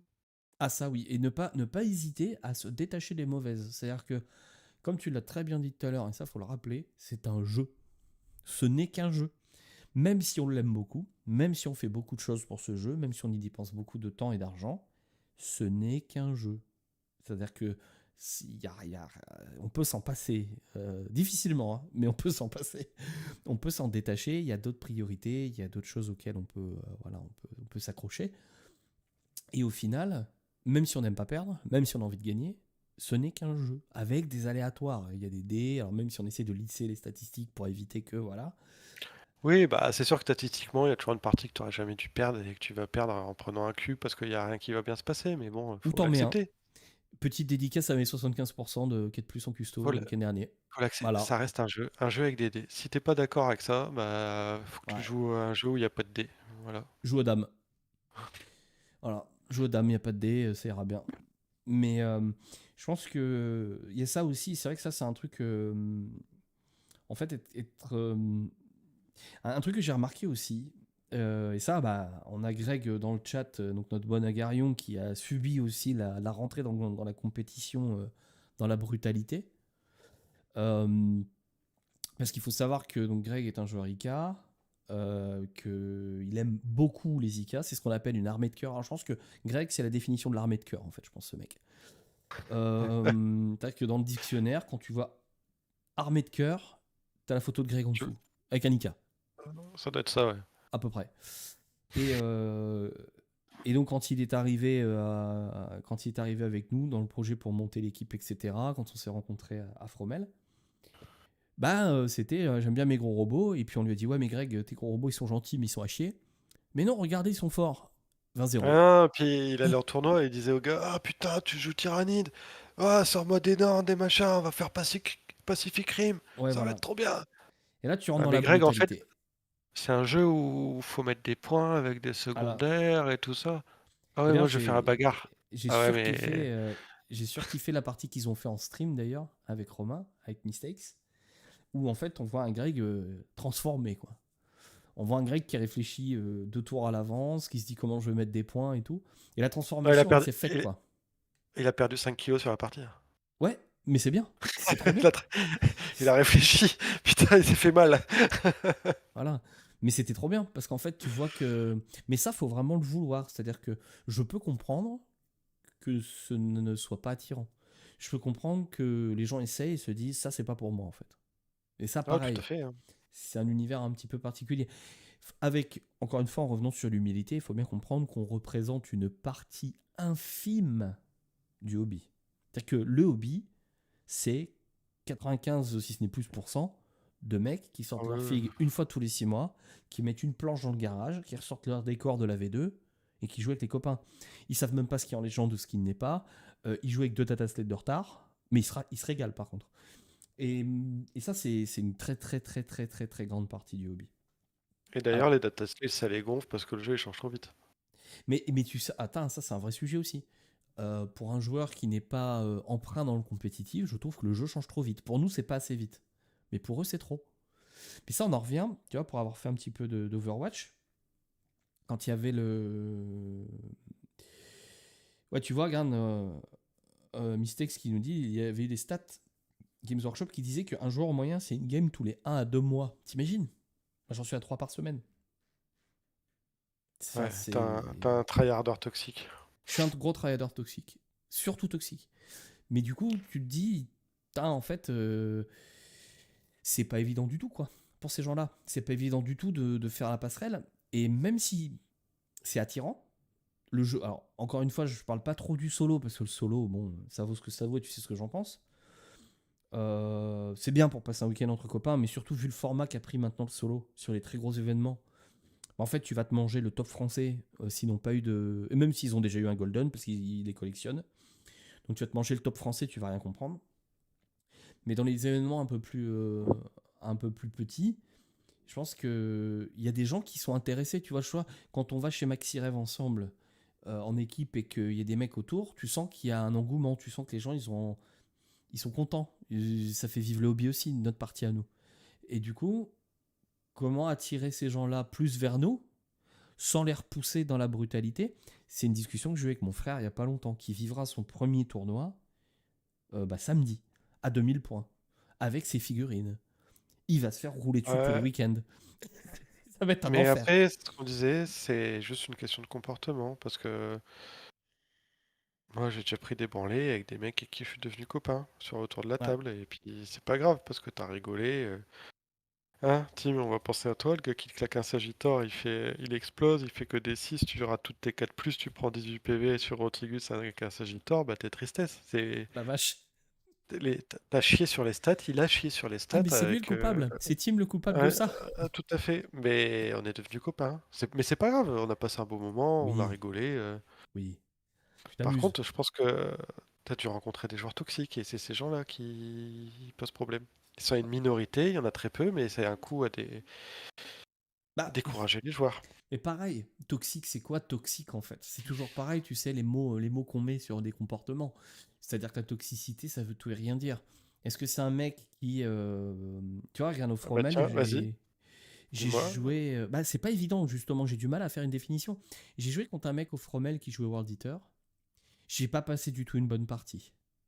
Mais c'est juste que c'était sa personnalité. Le mec n'était pas volontairement pas agréable. Je l'ai compris qu'après, ou plutôt vers la fin de partie. Mais c'était juste pas un mec qui se comportait de la manière dont nous on se comporte, tu sais. Pas avenant.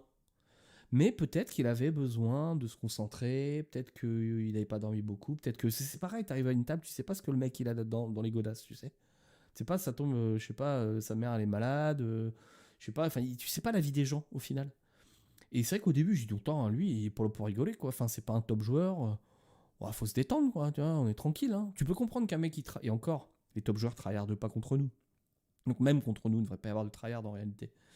Donc définir un comportement toxique, bah, il y a la triche. Mais ça, c'est évident. Et malheureusement, il y en a encore beaucoup dans le wargame. Parce qu'il n'y a pas d'anti-cheat hein, dans le wargame, hein, malheureusement. La seule chose, c'est votre conscience, en réalité. Pour pas raconter de salade. Moi, j'ai vu des joueurs qui jouaient contre des débutants. Et la partie se passait mal pour eux. Et qui ont commencé à tricher. Pour pas perdre la face. Ça, je l'ai vécu en tournoi. Il n'y a pas si longtemps que ça, d'ailleurs. Et il n'y a pas si loin que ça. Ça, je trouve ça inadmissible, tu vois. Comment tu veux, quand tu es en plus organisateur, d'ailleurs, euh, tu organises un tournoi, tu es censé promouvoir le hobby. Tu es censé promouvoir le beau Ouais. jeu. Et tu as des comportements, voilà, qui font des Après, le choses. comportement toxique, c'est que c'est quelqu'un qui joue pas avec toi, tout simplement, qui Il faut avoir un comportement de gentleman et de fair play et de jeu Un- d'intention. C'est l'importance du jeu d'intention. Moi, je t'ai déjà dit, l'une de mes meilleures parties en tournoi, et qui m'a fait passer, je pense, un cap même dans ma manière de dérouler les parties, c'est quand j'ai joué Lucas Alogre, qui est un joueur français très fort et C'est le très meilleur connu. joueur Gene Cult de France. Voilà. Et en fait, il m'a dit, écoute, moi je parle beaucoup pendant les parties, t'en offusques pas, si je te saoule, tu me le dis, etc. Mais moi je parle tout le temps parce que jeu d'intention, je vais t'expliquer tout ce que je vais faire. Trop bien. Sur le coup, tu te dis, ouais, ok, on va voir et tout. Et en fait, bah, le mec, pendant toute la partie, bah, il séquence, il t'explique, bah, je vais me bouger ici, je vais faire ça, etc. Comme ça, après, je pourrais faire telle ou telle chose. Et on passe à la phase suivante, tu veux faire quelque chose? Non, tu fais rien. Ok, très bien, moi je passe à ma phase de tir, machin, je tire là-dessus. Bah, si je te tue ça, après je tirerai là-dessus, etc. Et il séquence tout, et puis à chaque fois, chaque fin de phase, il te demande si tu veux faire quelque chose, etc. Il est dans les champs, il t'explique tout ce qu'il va faire. Donc comme ça, il n'y a pas d'incompréhension. Il t'explique quand il va faire son cleanse, quand il va faire ses actions, etc. Et comment et avec quelle unité. Et ça dès le début du tour. Tu sais, une fois qu'il a tiré ses... Donc en fait, derrière, il déroule. Et ça veut aussi dire que si, dans le rythme du jeu, il y a un moment donné, il oublie de te redire qu'il faisait l'action, comme au début du tour, il te l'avait dit, il n'y a pas de sujet.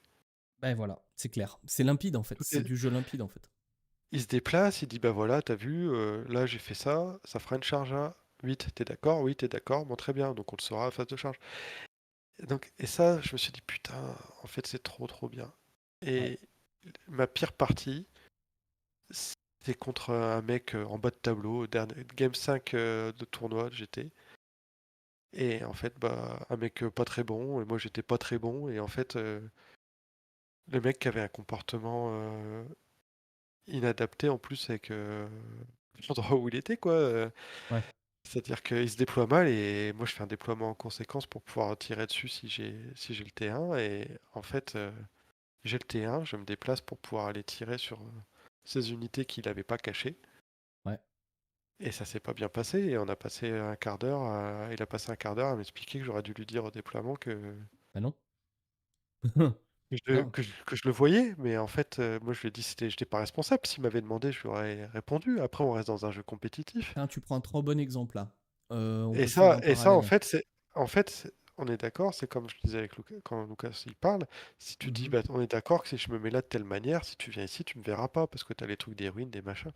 Et c'est pour ça l'importance de l'échange. Si tu as un doute, tu poses la question à ton adversaire, tu te mets d'accord tout de suite, en fait. Bien sûr. Et en fait, bah, du coup, j'ai passé un très mauvais début de partie, je lui ai dit, je lui ai demandé s'il voulait qu'on appelle les arbitres, etc. De toute façon, il avait tort. Mais Oui. ça met une mauvaise ambiance sur table. Tu laisses ta femme, tes enfants à la maison pour taper un blaireau pareil, c'était horrible en fait. J'avais qu'une envie, c'était la dernière partie du week-end, c'était de rentrer chez moi. Oui. J'ai perdu, j'ai bâclé la partie, Ou t'as envie c'était de nul quoi. rentrer, de te reposer, de voir tes enfants et ta femme, et c'est tout quoi.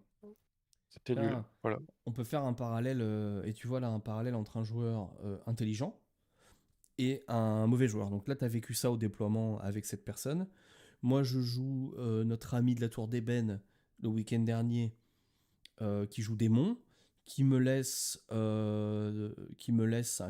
alors, est-ce que c'est un truc volontaire ou c'est un grumble, j'en sais rien, j'étais pas dans sa tête, mais qui me laisse la vision sur son buveur de sang au T1. J'ai le T1, je lui sors 320 points. Eh ben Oui, mais il a il pas a rien râlé. dit. Alors si, il a dit, mais qu'est-ce que je suis con, c'est pas possible. Ah, j'ai déjà perdu. Son capitaine qui passe à côté qui dit, eh ben voilà, ça c'est un démon majeur en moins. C'est bien T1, t'as pas encore joué, t'as un démon majeur en moins. Mais tu vois, ça se fait dans le, c'est Eh c'est bah c'est bon moi enfant quand j'ai en fait. commencé, je me suis fait baiser plein de fois, mais je ferme ma gueule parce que c'est ça, c'est Voilà. comme ça. C'est les règles. Et les Après, règles par sont contre, faites pour être respectées, et c'est il, les mêmes pour tout le monde. il aurait eu le T1, je prenais un buveur de sang dans la FIF au T1. Mais bon, Ouais, c'est mais comme ça ça. c'est quand ça tu fais des paris, hein, tu les Bien assumes sûr. après. Et, Mais et alors un autre truc aussi qu'on a discuté avec lui aussi, c'est qu'en fait, quand je lui ai sorti son démon, ça m'a un peu surpris quand même. Et je lui ai dit, mais tu as vu que j'avais une ligne de vue ici? Il me dit non. Et il me dit, mais ça c'est de ma faute. Il me dit, je joue pas assez, je connais pas toutes les tables et on joue pas sur TTS dans notre équipe. Donc pour les moldus, TTS, c'est Tabletop Simulator, qui est un logiciel enfin un jeu entre guillemets, un simulateur que vous trouvez sur Steam, qui vous permet de jouer à Warhammer 40 000 de manière virtuelle. Voilà. Donc c'est un mot, vous allez l'entendre tout le temps, c'est TTS, parce que nous on joue beaucoup sur TTS, puisque ça permet de jouer sans se déplacer et de jouer des figurines que vous n'avez pas. Pour les essayer, c'est parfait. Donc il me dit, TTS, je ne joue pas, donc cette ligne de vue là, je ne l'avais pas, j'en avais pas conscience. Je me suis fait baiser, je me ferai plus baiser. GG à toi, tu vois. Trop bien, trop bien. Mais moi, alors, je vais pas dire que je me sentais mal, mais je me suis dit merde, je lui ai défoncé un buveur de sang au terrain, il a pas encore joué. Ouais, Tu sais, t'es mais à le gars, limite, voilà, tu te il a sens respe pas. oui, mais t'as respecté le jeu, il a respecté le jeu, quoi. Je veux dire, Exact, exact. à Et un moment puis on a donné, tu passé fais une en super partie. compétitif, tu fais pas de cadeau. Il te l'aurait posé et il t'aurait demandé. Tu leur dis, bah mec, Ah, oui, je vais par te voir. contre, oui, il m'aurait demandé, est-ce que tu as une ligne de. Est-ce que tu peux me tirer dessus si je le mets là? On aurait regardé ensemble et j'aurais dit, bah, bien évidemment. Tu vois. Et c'est ça Et aussi. après, s'il aurait fait son choix en toute connaissance de cause, et puis vous étiez d'accord. Après, si gamble sur un terrain, let's go. Hein. Voilà. Bon, puis après, pour sa défense, il a eu 4 saves à faire, il en a fait que 3. Il en a fait qu'une, pardon. Donc 4 saves, 4 invulnérables à je sais plus combien sur un buveur de sang. Il en fait qu'une, il se prend 3d6 plus 2, je fais 6, 6, 5. Enfin bon, bref, la débandade. Mais Ouais, c'est sale. c'était sale. Mais encore une fois, tu vois la différence entre quelqu'un qui a le bon esprit et le mauvais esprit. Bah, tu vois, la différence, elle est là. Tu fais un mauvais déploiement, tu fais une erreur. Bah, c'est toi qui l'as posé la figurine, hein, personne d'autre. Hein. Donc c'est à toi de le manger. Hein, ton erreur, tu la prends et puis bah. Je pense qu'il la refera plus. Je pense qu'il a eu un traumatisme. Il la refera plus. Mais Il y a c'est des bien. chances. C'est bien. Donc, c'est des sujets qui sont intéressants parce qu'en fait, alors moi je te cache pas que bon, ce projet d'équipe, c'est un projet qui va au-delà de nous 6 au final. C'est un truc que j'essaye de faire enfin qu'on essaye de faire, parce que je suis loin d'être tout seul, euh, où on essaye en fait non seulement d'avoir une équipe de Warhammer 40 000 compétitive pour aller participer à la League Wars organisée par la FEC, mais si c'était que ça, on serait pas en train de papoter ensemble pour mettre des podcasts après en ligne. C'est autre chose, en fait. Moi, c'est un truc qui me tient à cœur. Alors certains diront cross-média, ou je sais pas, ils utiliseront des mots de gens qui ont fait des écoles de commerce, je comprends pas. Mais c'est surtout, en fait, pour moi, c'est un projet humain, en fait. J'ai envie d'attirer les gens vers nous et d'essayer à notre toute petite mesure, et avec toute proportion gardée, essayer d'amener une image du jeu compétitif, en solo comme en équipe, plus jolie, en fait. J'aime beaucoup French Wargame pour ça. Même si je regarde un peu moins le contenu parce que ça me correspond un petit peu moins, je sais qu'Evis a été un des premiers à prôner le jeu d'intention, à se déplacer au WTC pour nous montrer ces choses-là, etc. Et ça a fait beaucoup de bien au Wargame, je pense. Parce qu'il y a aussi, tiens, on peut en parler aussi, Toc, euh, l'afflux de joueurs récents. Il y a Oui. une énorme quantité de joueurs qui nous est arrivée dans le hobby ces 3, 4, 5 dernières années, peut-être. Depuis le Covid, de toute manière, depuis les confinements. Parce que beaucoup de gens s'y sont mis ou s'y sont mis au confinement. Donc tu as de tout. Forcément, c'est le reflet de la société. Donc au Tout final, à fait. tu as absolument de tout. Donc ça, c'est un truc que vous entendrez beaucoup dans le podcast et dans les sujets qu'on abordera. Alors il y a des trucs, ce sera un peu moins, peut-être sur le jeu. Et plus sur d'autres aspects peut-être qui collent au jeu, hein, qui touchent au jeu, mais qui sont, disons, périphériques au jeu, ou satellites au jeu. Et, et ça, moi, ça en fait partie, tu vois. Tu vois, ce qu'on essaye de donner en exemple en termes de niveau de jeu, de jouer bien, mais propre, de jouer avec son adversaire et pas contre. Ça, c'est un truc qui me tient à cœur. Et j'ai envie que ça colle, enfin que cette image, elle colle à l'équipe, en fait. Que quand quelqu'un se pointe avec le maillot dans un événement, on dise, bah, il n'y aura pas de souci, c'est un mec des relais noirs, ils sont cool, quoi. Ils savent jouer et ils jouent bien.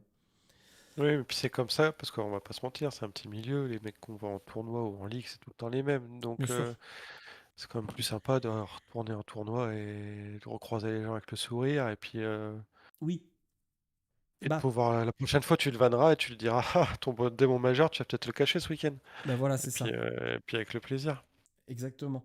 Tiens, pour rebondir sur ce que dit Agarion là dans le chat aussi, qui est intéressant, c'est une recrudescence énorme depuis la mise en avant de Warhammer dans les médias. Alors, Warhammer est une licence qui grossit énormément en ce moment. Il y en a partout. Euh, et donc, du coup, ça attire les gens vers le jeu. Et au final, quand tu arrives sur le jeu, tu as pas énormément de chaînes YouTube au final, disons, populeuses, des grosses chaînes. T'as quoi? T'as French Wargame, tu as Creative Wargame, Tu avais Planet Wargame avant, mais on le voit moins et c'est dommage parce que j'aimais beaucoup ses vidéos. Je parle pour Ah la oui. partie francophone. Et ensuite, tu as les chaînes de lore, type Indomitus, type le Librarium, type Stenkova.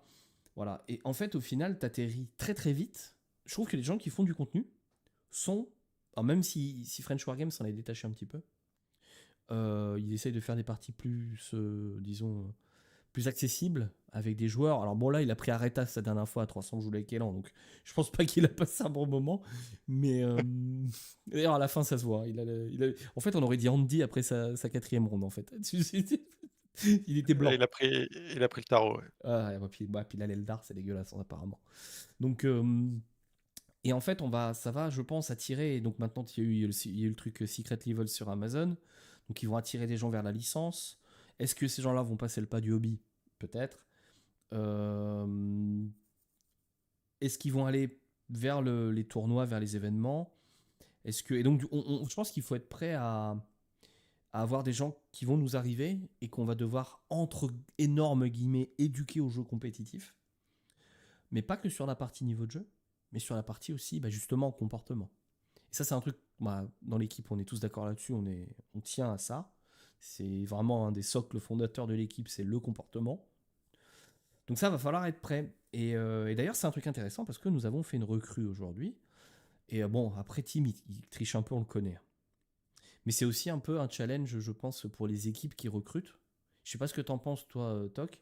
Comment t'évalues, en fait, que ce mec-là, en termes. Est-ce que ce mec-là, tu vas être OK de jouer à côté de lui, tu sais, avec le même maillot, dans la même équipe, passer un Ouais, week-end parce avec lui dans un que, bon, Airbnb déjà, ce gars-là, c'est moi qui ai joué, je crois, en premier contre lui, et c'est moi qui voulais faire Mhm. rencontrer. J'ai pris un fion avec le sourire et je suis allé jouer dans leurs associations, donc pour moi, il n'y avait pas trop de doute. Après, je pense on va recruter des gens qu'on est amené à rencontrer en tournoi ou en événement. Oui. Il y en a d'autres où je vous ai déjà donné mon avis qui est pas le même. Ouais.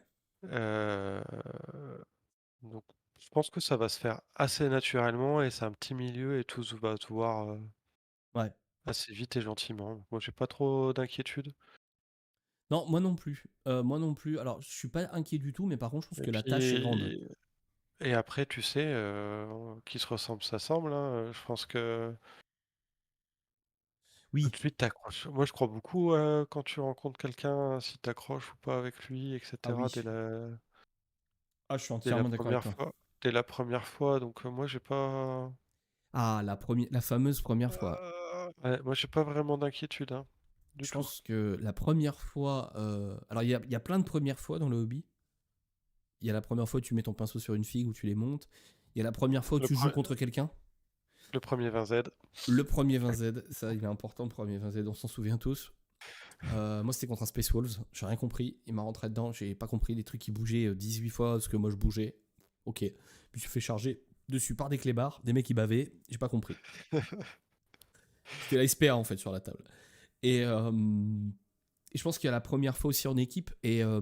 Alors, à ceux qui nous écouteront, je sais que vous n'êtes pas des milliards, mais à ceux Alors, qui faut savoir qu'on demanderont. fait ça pour nous parce que ça nous fait plaisir de Oui, parler de, voilà, de on notre papote. hobby. Donc, on n'a Voilà, aucune ambition. voilà. Si vous nous écoutez, que ça vous fait plaisir Tant mieux. et que vous y retrouvez, bah, c'est trop bien. Y a Mais pas de souci. surtout, n'hésitez pas. Et je vais faire une passerelle après sur un autre truc aussi qui est lié au compétitif et que j'aime un peu moins. N'hésitez pas à venir sur le Discord. Venez nous parler. Venez nous voir. Venez. Enfin, il n'y a pas de hiérarchie dans le hobby, en fait. Y a pas, on est tous des joueurs de Warhammer 40 000. C'est juste qu'on a des expériences différentes, des attentes différentes. Mais si le compétitif est quelque chose qui vous intéresse, et particulièrement en équipe, ben venez, en fait. Venez en parler. Parce qu'en fait, c'est important simplement de dire ce que vous en pensez.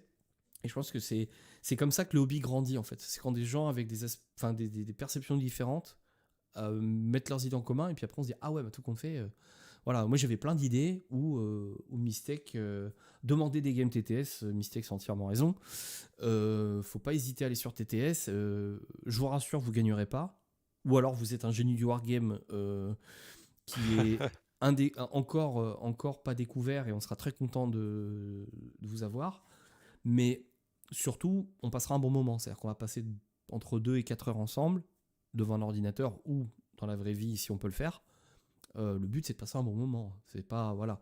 Après, comme dit Toc, faut savoir que vous pouvez perdre. Ça risque d'arriver. Mais c'est pas très très grave. C'est parce qu'un jour, vous gagnerez. C'est ça en fait. Ce qu'il faut voir, ce qu'il faut viser, c'est l'après, pas le moment en fait.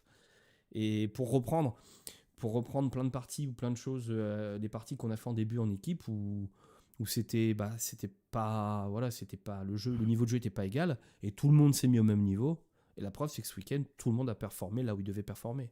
Donc quand on a revu les matrices dans le dernier podcast, c'était cohérent en fait. Il n'y a pas de game qui s'est Fait. complètement écroulé ou un truc qu'on s'est dit oh là là, on n'a rien compris quoi, tu vois. Donc et ça, c'est vachement important. Et donc, je voulais faire une passerelle aussi sur un truc que là, j'aime beaucoup moins, que j'ai vécu, que on vivra encore, parce que malheureusement, le hobby est de plus en plus médiatisé. La preuve, on fait des podcasts. La preuve, on en fait partie, un petit peu. C'est la starification des joueurs. Avec le WTC, avec l'équipe de France, avec des gens qu'on retrouve maintenant sur des médias, des gens comme Père Castor, comme Zekaria, comme enfin voilà des grosses têtes, des petits Nico, des très grosses têtes du hobby. Il y a une espèce de starification, de phénomène de starification. Alors heureusement, on a quand même la tête bien vissée et je vais dire que dans la très grande majorité des cas, les gars ils se prennent pas du tout au sérieux. Il faut il faut pas que ce phénomène existe en fait. N'oublions surtout pas que nous sommes des darons qui poussent des figurines en plastique. Voilà, ça s'arrête là. Après, on le fait d'une certaine manière, on le fait dans un contexte, mais nous ne sommes que ça. Et en fait, moi, j'aime pas ça, et j'ai découvert ça un petit peu dans certains événements où t'as une espèce de starification du truc. Je sais pas si tu l'as ressenti, moi je l'ai un peu ressenti au Fromel. Je sais pas si tu l'as ressenti aussi comme ça, toi, Toc, où il y avait un petit peu les gros joueurs En et les fait, autres. je pense que ça dépend vraiment de la personnalité des joueurs. Mhm. Parce qu'au Fromel, oui, il y en a qui étaient pas très agréables hein, dans ceux qu'on a croisés. Oui.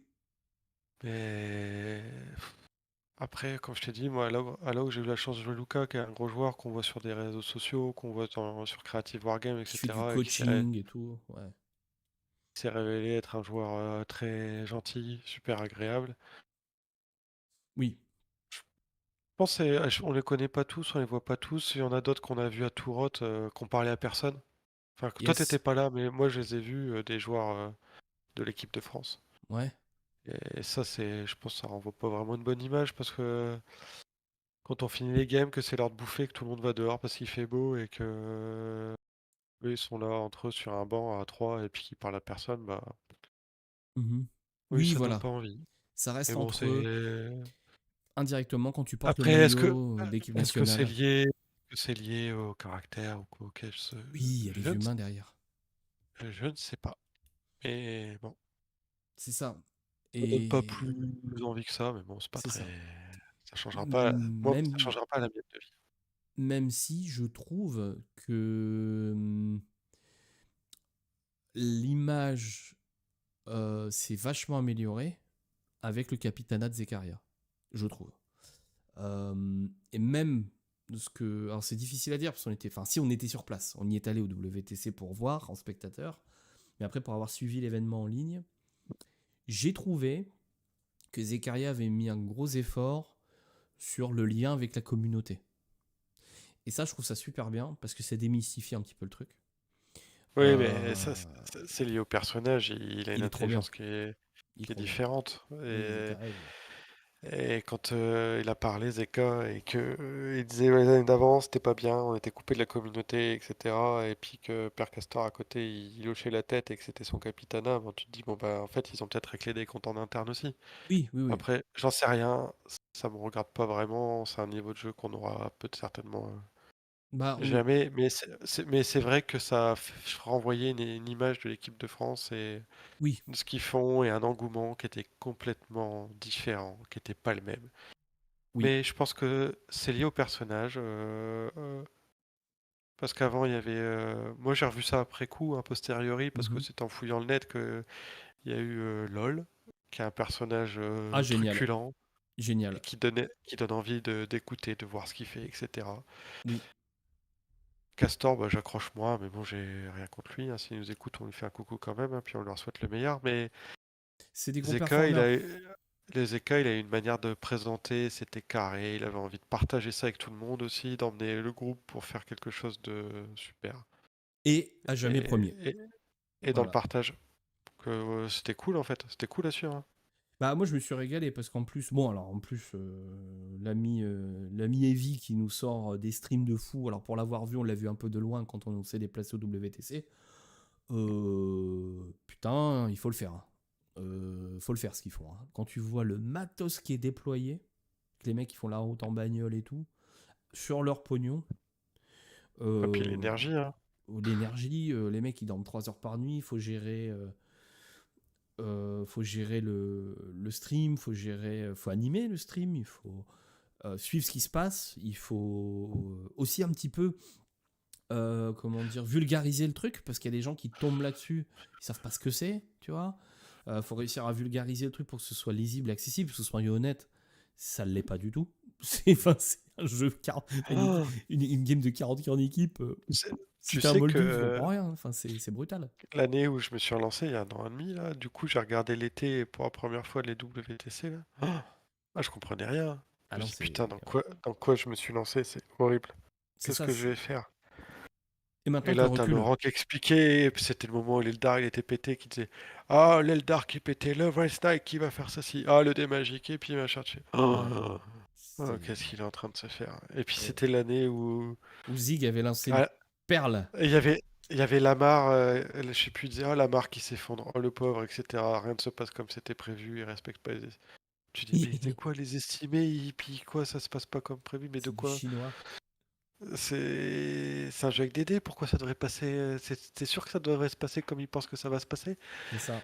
Tu vois, quand t'es novice, tu comprends pas en fait. Non, non, non, non. Mais ils partagent un tel engouement pour le jeu que c'était quand même. Du coup, j'ai quand même Ouais. regardé. Ah bah, moi, ça a été l'année où Zig avait lâché un turbo. Alors, il était sur la table streamée. Je pense qu'il savait pas que son micro était activé. Pour ceux qui ne connaissent pas Zig, le personnage, c'est un monsieur qui a 40, il doit avoir 45 ans par là maintenant. Grand, pompier à Marseille, une machine de guerre, pas un cheveu sur le caillou, un regard bleu glacial, mais alors un homme adorable, et qui lâche en stream, il jouait CTS. Alors là, je vais venir là, je vais mettre Magnus là, et je vais l'enculer à sec. Et il sort un truc comme ça. Et là, t'as Evie et LOL dans le. Oui, alors, nous allons traduire. Alors, c'est pas vraiment ce qu'il voulait dire. Et c'est là où c'est le vrai wargame, en fait. Le vrai wargame, c'est ça. Et il faut pas que ce soit trop policé non plus. Trop propre. Bah non, parce que en fait, c'est un peu ça. Ça, c'est des phrases qu'on se dit entre nous, qu'on se dit dans notre tête. Là, je vais l'attraper, je vais le déboîter. Mais sauf que lui, en fait, je pense pas. Je pense qu'il a parlé à haute voix, sans s'en rendre compte, et que son micro était activé. Et il le savait pas. Il était Ouais, sur la table après, streamée. tu dis pas ça, hein, que tu connais pas, quoi. Non, mais En- en plus, ces games étaient en anglais. Donc là, il a sorti ça. En fait, il a juste parlé à haute voix sans. Ça devait être dans sa tête, mais c'est sorti de sa tête. Ça n'aurait jamais dû. Ça, j'ai jamais dit ça. Et puis j'aime bien LOL qui était mort de rire. Et Evie qui fait bon, alors, que je vous explique. Alors, c'est pas vraiment ce que vous croyez.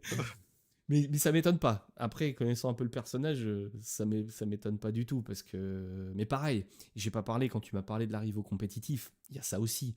C'est-à-dire qu'il y a un moment, l'équipe de France faisait énormément de parties sur le TTS France, le Discord TTS France. Et ils prenaient tout ce qui arrivait. C'est comme ça que j'ai dû me retrouver à faire des games contre Aimé, à faire des games contre Zig. Et là, je suis triste que Zig ne soit plus dans le Wargame. Vraiment. Quel que soit, enfin voilà, ce qui s'est passé, j'en sais rien, pas mon problème, voilà, ça me regarde pas. Mais rien que le fait qu'il ne soit plus là, ça m'emmerde. Parce que ce mec-là, il avait un cerveau pas branché comme le nôtre. C'est le mec qui, en fait, il roll les dés tellement vite, il connaît les stats tellement à l'avance, que tu te dis, mais comment c'est possible, en fait. Je crois n'avoir jamais rencontré un joueur qui avait un cerveau si gros dans le Wargame. C'est vraiment un des trucs les plus impressionnants en termes de niveau de jeu. de pur et de lecture et de rapidité, de tout en fait. C'est un monstre. C'est un monstre. Donc ça me fait chier, il est plus là, ça m'emmerde. Donc voilà, je le dis tout haut et ça me fait chier. Mais voilà, c'est ça aussi le wargame en fait. C'est aussi des mecs qui sont devant une table et qui ont envie de gagner et puis qui sortent des dingueries quoi. Et bon, là c'est sorti en stream. Voilà. Mais bon, après, c'est un peu ça aussi. Sur le week-end dernier, il y a eu des trucs qui ont été lâchés aussi. Alors on va les défoncer et tout ça. Et d'ailleurs, certains l'ont mal pris. Mais en fait, non. Enfin, moi, quand je l'entends, ça me fait plaisir. Quand j'ai un adversaire qui me regarde droit dans les yeux et qui a envie de me croquer, je me dis, ça va être une belle partie, tu vois. Je me dis, c'est bien, on va se Ouais, donner, quoi. Ça va être cool. ça Mec, dépend encore une fois, ça dépend comment c'est dit, comment ouais. c'est. Puis après, tu fais Comment c'est. 75% de 4+, il s'écroule. Ouais, Et voilà. Et il dit, oui, non, mais pareil, il a rejoué ce week-end, mon adversaire Astra, là, le pauvre. Et j'avais dit à Tim de lui montrer la 4+, et j'ai reçu une photo en privé. Il m'a envoyé une photo, donc Barberousse, si t'écoutes ça, gros bisous à toi. Il a envoyé une photo du dé que je lui ai donné à la fin de la partie, sur un 4. Il m'a envoyé la photo en me disant la 4+, ça marche vachement bien, qu'il me dit. Il y a des PTSD. l'empereur protège. Ah ben, il a protégé très fort. Enfin bref, tout ça pour dire que le compétitif, c'est très vaste. Ça veut tout et rien dire. Il y a le compétitif tournoi. En fait, dès que tu rentres dans un tournoi, dès qu'il y a un classement, dès qu'il y a un format, une certaine normalisation de ce qui va se passer dans la journée, en fait, tu as un petit peu dans le compétitif. Et après, tu as différents types de compétitifs. Alors, je ne vais pas les classer par ordre de grandeur, parce que pour moi, il n'y a pas de supériorité là ou ci ou là. Euh, mais de ce moment-là, tu rentres dans un événement comme ça, tu sais que tu vas te mesurer à des personnes potentiellement meilleures que toi, moins bonnes que toi, personnes que tu connais, personnes que tu ne connais pas. Et éventuellement, ça va bien ou pas bien se passer. Et je pense que la leçon qu'on peut tirer d'aujourd'hui, c'est ça aussi de notre discussion, c'est en fait le plus important, c'est la relation humaine au final. Tout à fait. Parce que, outre le niveau de jeu, faut pas oublier que quand tu fais du compétitif, hein, surtout en solo, vu le nombre d'armées de Warhammer 40 000, il y a plein de parties, quand tu commences le compétitif, où tu vas arriver, tu sais pas ce qui va se passer sur table. T'en as aucune idée. Ouais, il y a ça aussi. T'es- Ouais. tu sais pas ce que l'armée en face fait. Le gars, quand tu commences une partie en compétitif, pour ceux qui nous écoutent qui n'en ont jamais fait, t'as quelques minutes pour présenter ton armée, ce qu'elle fait, et le gars a la même chose en face. Sauf qu'on va pas se mentir, tu vas pas tout retenir et tu vas pas avoir tout de suite, même si tu retiens, tout de suite avoir la compréhension de ce que ça va impliquer sur la table. Ouais. Tu commences. Et là, il va se passer de la magie, hein. Ou alors Quand tu tu vas à joues des poil armes. et tu dis tant pis, on verra bien. Après, c'est pour revenir sur le comportement, c'est t'as des armées avec beaucoup de mouvements réactifs. Mm. Quand t'as des adversaires corrects, ils vont te le rappeler une fois ou deux en début de partie, en disant attention, oublie pas que si tu viens à tant de pouces, etc., je pourrais faire ceci, etc. Tu joues des mecs beaucoup moins agréables, Ouais. ils vont rien te dire et puis ils vont te le faire direct et puis en fait, Oui, tu c'est vas te faire, ça. tu vas te faire baiser direct, tu sais que ça va pas être fun et puis la partie elle prend une autre tournure quoi. Yes. C'est vraiment un truc aussi qu'il faut se dire, c'est que si à la question est-ce que je dois cliquer sur le bouton rejoindre le Discord des Relais Noirs, la réponse est oui. Est-ce que vous voulez venir jouer avec nous et essayer de voir un jeu d'une autre manière? La réponse est aussi oui. Mais surtout, dites bien à votre adversaire ce que vous attendez de la partie. Tu vois, par exemple, avant le match aller, j'avais dit à Nuki, donc Hugo, que malheureusement, on n'aurait pas énormément de temps pour des parties d'entraînement ou de formation. C'est-à-dire qu'on venait pour péter des fions, et c'était ça qu'on voulait, et que là, des listes molles, il n'y en aurait pas, du temps pour passer 5 heures sur TTS pour expliquer pourquoi ce mouvement-là, il était meilleur qu'un autre, on n'en aurait pas. Donc il faut bien dire à l'avance, en fait. D'ailleurs, là, tiens, j'en profite. J'en ai parlé à Greg, qui fera le relais à Amiens et à l'association et chez Maxi Rêve. Alors moi, malheureusement, je serai pas au tournoi le 22 mars parce que ma fille a un événement avec l'école et donc voilà. Donc je pourrais pas me déplacer jusqu'à Abbeville. Mais faut surtout pas hésiter. En ce moment-là, c'est le meilleur moment pour venir apprendre à jouer des trucs. Si vous voulez cliquer sur le Discord, venir nous voir et tester des trucs, c'est le meilleur moment. Parce qu'on sort de notre match aller, la méta, comme on n'a pas la date de match retour, on ne sait pas encore comment la méta va, enfin sur quoi va être la méta va être fixée. Est-ce qu'il y aura un manufactorum, donc un changement de commandement avant ou pas? On sait pas. Donc on est un peu dans l'inconnu, donc là on teste des trucs. Donc c'est un petit Oui, peu puis l'Eldar va le être bon pété, moment. donc on va tous arrêter de jouer en fait. Bah, alors, en fait, là, l'Eldar, la question, c'est ce qu'il va. Oui, il prendra un coup de pelle. Mais la question, c'est jusqu'où il va le prendre, quoi. La pelle sera insérée, mais jusqu'où sera-t-elle insérée? On ne sait pas. Mais cela, dans l'état, c'est imprenable. Donc, on sait que c'est. En fait, on sait que c'est une catastrophe. Après, après une méta, ça se contre. On risque de voir un changement. Si l'Eldar est très fort et qu'il est peu modifié, on risque de voir des listes anti-Eldar sortir parce que c'est pas imbattable. C'est juste qu'il y a vraiment. Il va demander. Ça va demander les archétypes de liste, pardon, qui vont être bien particuliers. Notamment beaucoup de Horlos stables, en fait. Donc le Marines risque de revenir à triple Whirlwind, quoi. En gros. Pour aller Ça va shooter de être l'Eldar. ça va être le retour des armées de cœur. Mhm. Ah là, il y a de la grosse armée de cœur en cours de route, ouais. Donc, donc voilà, c'est le meilleur moment pour venir nous voir et faire des parties et puis discuter. Et puis même en dehors, hein, venir discuter, venir papoter, venir proposer des listes. Et puis, par contre, soyez prêts à la critique, quoi. Parce que des critiques, il y en aura. Constructives, toujours. Avec politesse et amour, toujours. Mais si quelque chose n'est pas bon, on vous le dira. Voilà, ça, vous allez le prendre. Pourquoi tu joues ça, c'est de la merde. Vous allez l'entendre. Par contre, on vous dira à la place, joue ça. Parce que ça, c'est fort avec ça. Et c'est avec ça aussi. Donc, il y a toujours du bon à prendre. Et puis voilà. Et puis, le truc sympa, ce serait de faire le parcours compétitif volume 2 avec quelqu'un qui aujourd'hui n'est pas dans le compétitif et qui nous aurait rejoint et qui pourrait donner son avis sur son parcours compétitif à lui en Ouais, nous ayant j'avoue, rejoint. Ça peut être trop bien, ça, tu vois. Et puis qu'on revienne un petit peu avec le recul sur ce qu'on a dit aujourd'hui. Ça pourrait être sympa. j'avoue. Parce que du coup, toi, tu le vois comment l'évolution de la suite de ton parcours compétitif? Alors, moi, là, je vis ma meilleure vie. C'est-à-dire que je suis avec vous, les copains. On fait du jeu d'équipe, c'est ce qui m'intéresse le plus. Je vais en solo parce que soit c'est parce que chez Maxi Rêve et je vais voir les copains, soit parce qu'on se déplace en équipe quelque part.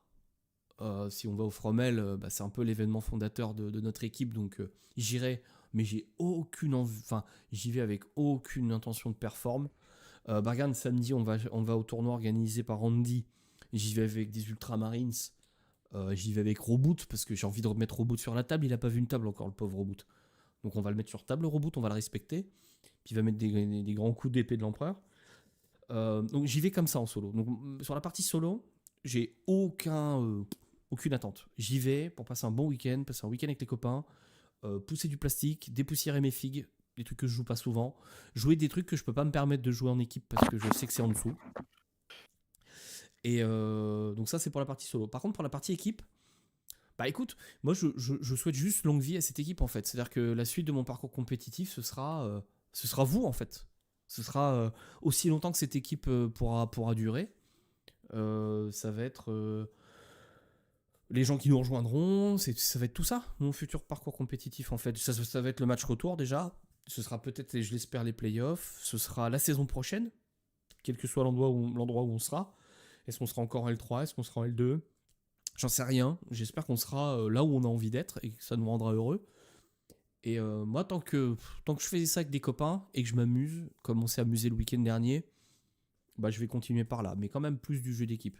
Et toi, mon bon Toc, tu vas dire quoi sur ça, sur la suite de ton parcours compétitif, tu le vois comment?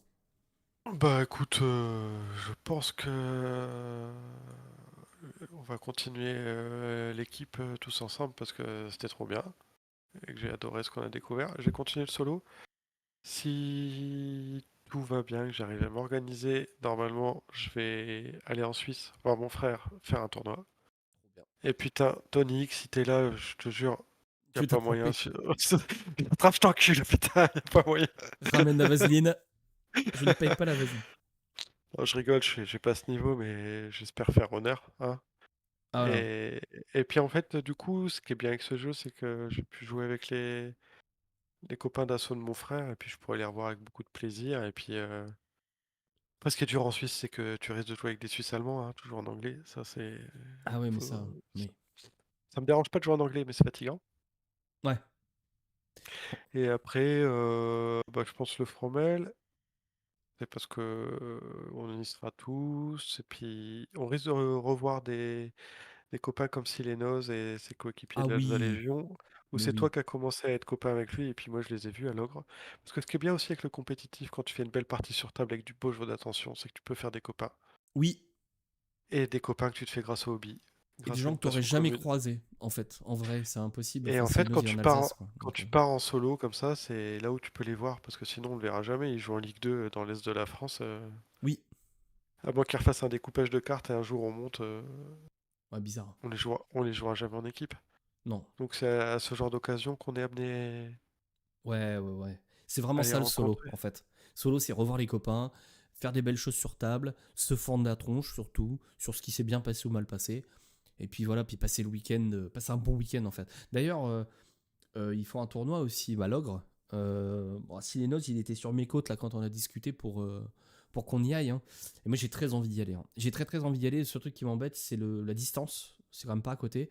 Mais j'ai tellement envie d'aller les voir. Il paraît que c'est en termes d'ambiance, si ce n'est mais on va leur donner le bénéfice du doute, mais un des meilleurs tournois de France en termes d'ambiance. Et tu me l'as Écoute, confirmé, toi, hein. Tu me l'as dit que c'était génial. moi, pour ma première année, j'ai eu la chance et la foi, hein, le courage de faire 3 GT. J'ai fait le Normandie GT, le Fromel et l'ogre.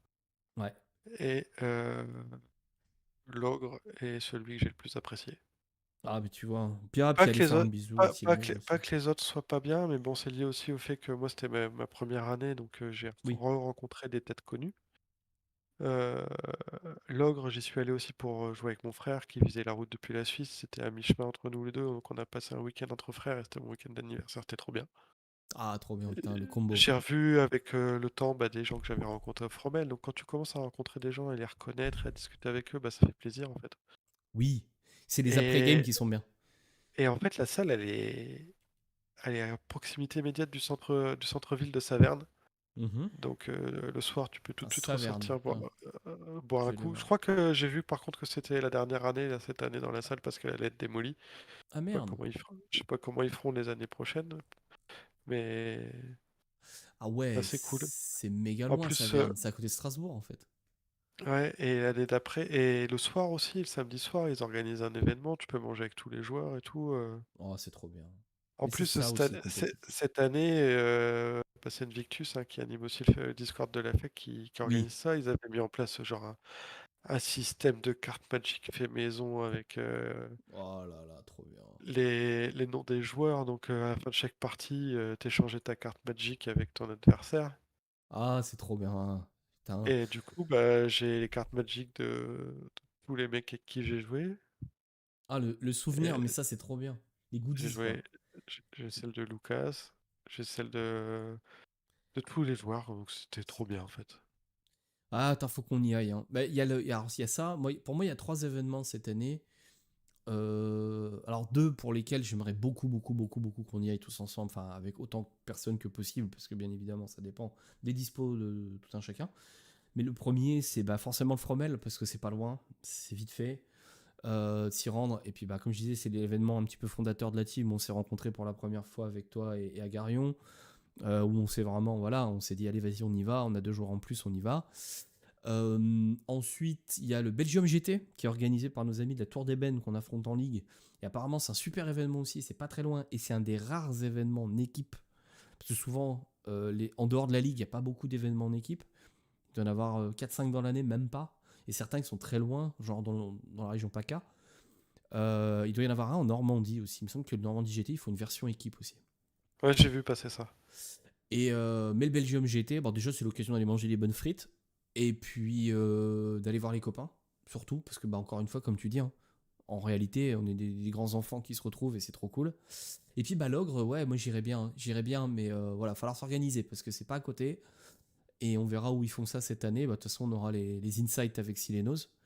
Mais c'est à Mais Saverne, hein, comme d'habitude, je te dis. ce sera Saverne, ouais. Bon, bah écoute, après, il Ouais. faudra voir comment on s'organise au niveau bagnole et tout. Là, tu m'avais dit, vas-y, au pire, on part ensemble. Mais moi, ça me botte bien. Par contre, c'est vrai, c'est que cette heure de bagnole, ça veut dire de RTT, quoi. Ça veut dire RTT le vendredi et RTT le lundi aussi. Ah Donc, bah moi j'avais travaillé le lundi. oh la vache, t'es une machine. Mais non, moi, je poserai RTT. Je pense que je suis trop vieux pour ces conneries. Donc, je dirais non. Et je poserai RTT le lundi parce que là, ça fait revenir de ça après la route et tout, c'est un peu épuisant. Mais on verra. Mais c'est vrai que ça me ferait quand même bien plaisir d'aller voir les copains par là, quoi. Parce que c'est vraiment des mecs sympas et des gens qui on s'entend bien. Et franchement, ouais, il y a moyen. Et est-ce que c'est chez eux aussi qu'il y avait cette jeune femme qui jouait, qui était la seule femme joueuse? Et d'ailleurs, on pourra faire un épisode là-dessus, hein. Là, on arrive à 2 heures de podcast, donc c'est bon, mais enfin, moins les 15 minutes d'attente. Mais il y avait une jeune Euh, femme au Fromel qui jouait aussi, et il me semble qu'elle était de la team Silenos et ses potes. Et ouais, j'ai vu 2 femmes à l'ogre, mais il y en a une qui était que j'ai reconnue, qui était une au Fromel petite, aussi, une petite brune, oui, qui était au Fromel également, ouais, et avec qui un jouait t-shirt Tyrannide. assez, qui avait un t-shirt assez incroyable. Je crois que c'est le même que celui de son mec, Trop bien. un t-shirt de, de pectoraux de gorille, ou je sais plus ce que c'était, enfin un truc. Trop cool. Trop cool. Ah, elle avait une belle armée Tyrannide. J'étais passé à côté de la table, j'étais curieux de voir ce qu'elle jouait. Et elle jouait Tyrannide. Et c'est marrant, les Tyrannides, ça a l'air d'être pas mal attiré les femmes en termes d'armée, de design d'armée. En même temps, ça peut se comprendre, c'est quand même assez sympa le Tyrannide. Enfin, toi, t'aimes pas ça, mais moi Non, j'aime c'est beaucoup. dégueulasse. Moi, je trouve ça affreux. Mais Mais à chacun son mauvais goût. Voilà. exactement, chacun sa croix. Mm. Et, et ça m'avait d'ailleurs surpris de voir une femme, parce que c'est quand même un truc, faut le dire, il y a très très peu de femmes dans le hobby. Maintenant, c'est un jeu où on fait la guerre avec des petits soldats. Donc, naturellement, peut-être que c'est pas le truc. Par contre, je sais qu'à AOS, il y a beaucoup plus de femmes.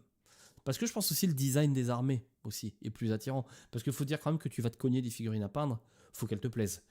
Donc si C'est déjà pas le faux. design de base il te plaît pas, c'est-à-dire que peindre des petits soldats qui se ressemblent tous, tu fais du Marines, je peux comprendre que pour une femme c'est pas extrêmement attirant, tu vois. Les gros billes avec des gros bras, l'empereur protège machin, bon peut-être pas. Euh, peut-être pas. Beaucoup de femmes qui jouent Sista forcément parce que bah, tu t'identifies indirectement bien sûr à ce que tu joues, hein. Il y a aussi une projection de ta personnalité dans ton armée. Donc c'est pour ça que t'as un vilain qui joue que du chaos d'ailleurs. Mais Tout à fait. mais oui, donc par contre, oui, à AOS, et même j'en avais parlé un petit peu avec des gens qui étaient allés au French War Game Day, qui a dit qu'il y avait dans la partie AOS, il y avait beaucoup plus de femmes, et aussi en 2v2 dans la partie AOS. Donc c'est bien, parce qu'en fait, pareil, ça c'est un hobby, on voit très peu de femmes, donc bon, bah, c'est toujours pareil.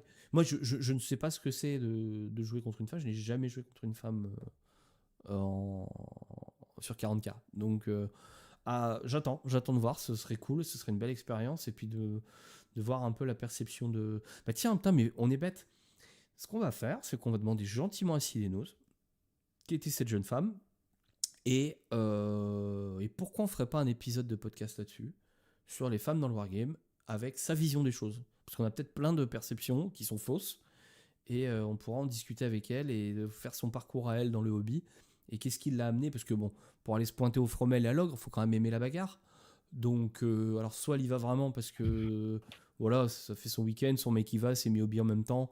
Donc elle s'est dit, tiens, vas-y, je vais participer au hobby, on va faire un truc. Ça fait une passion commune.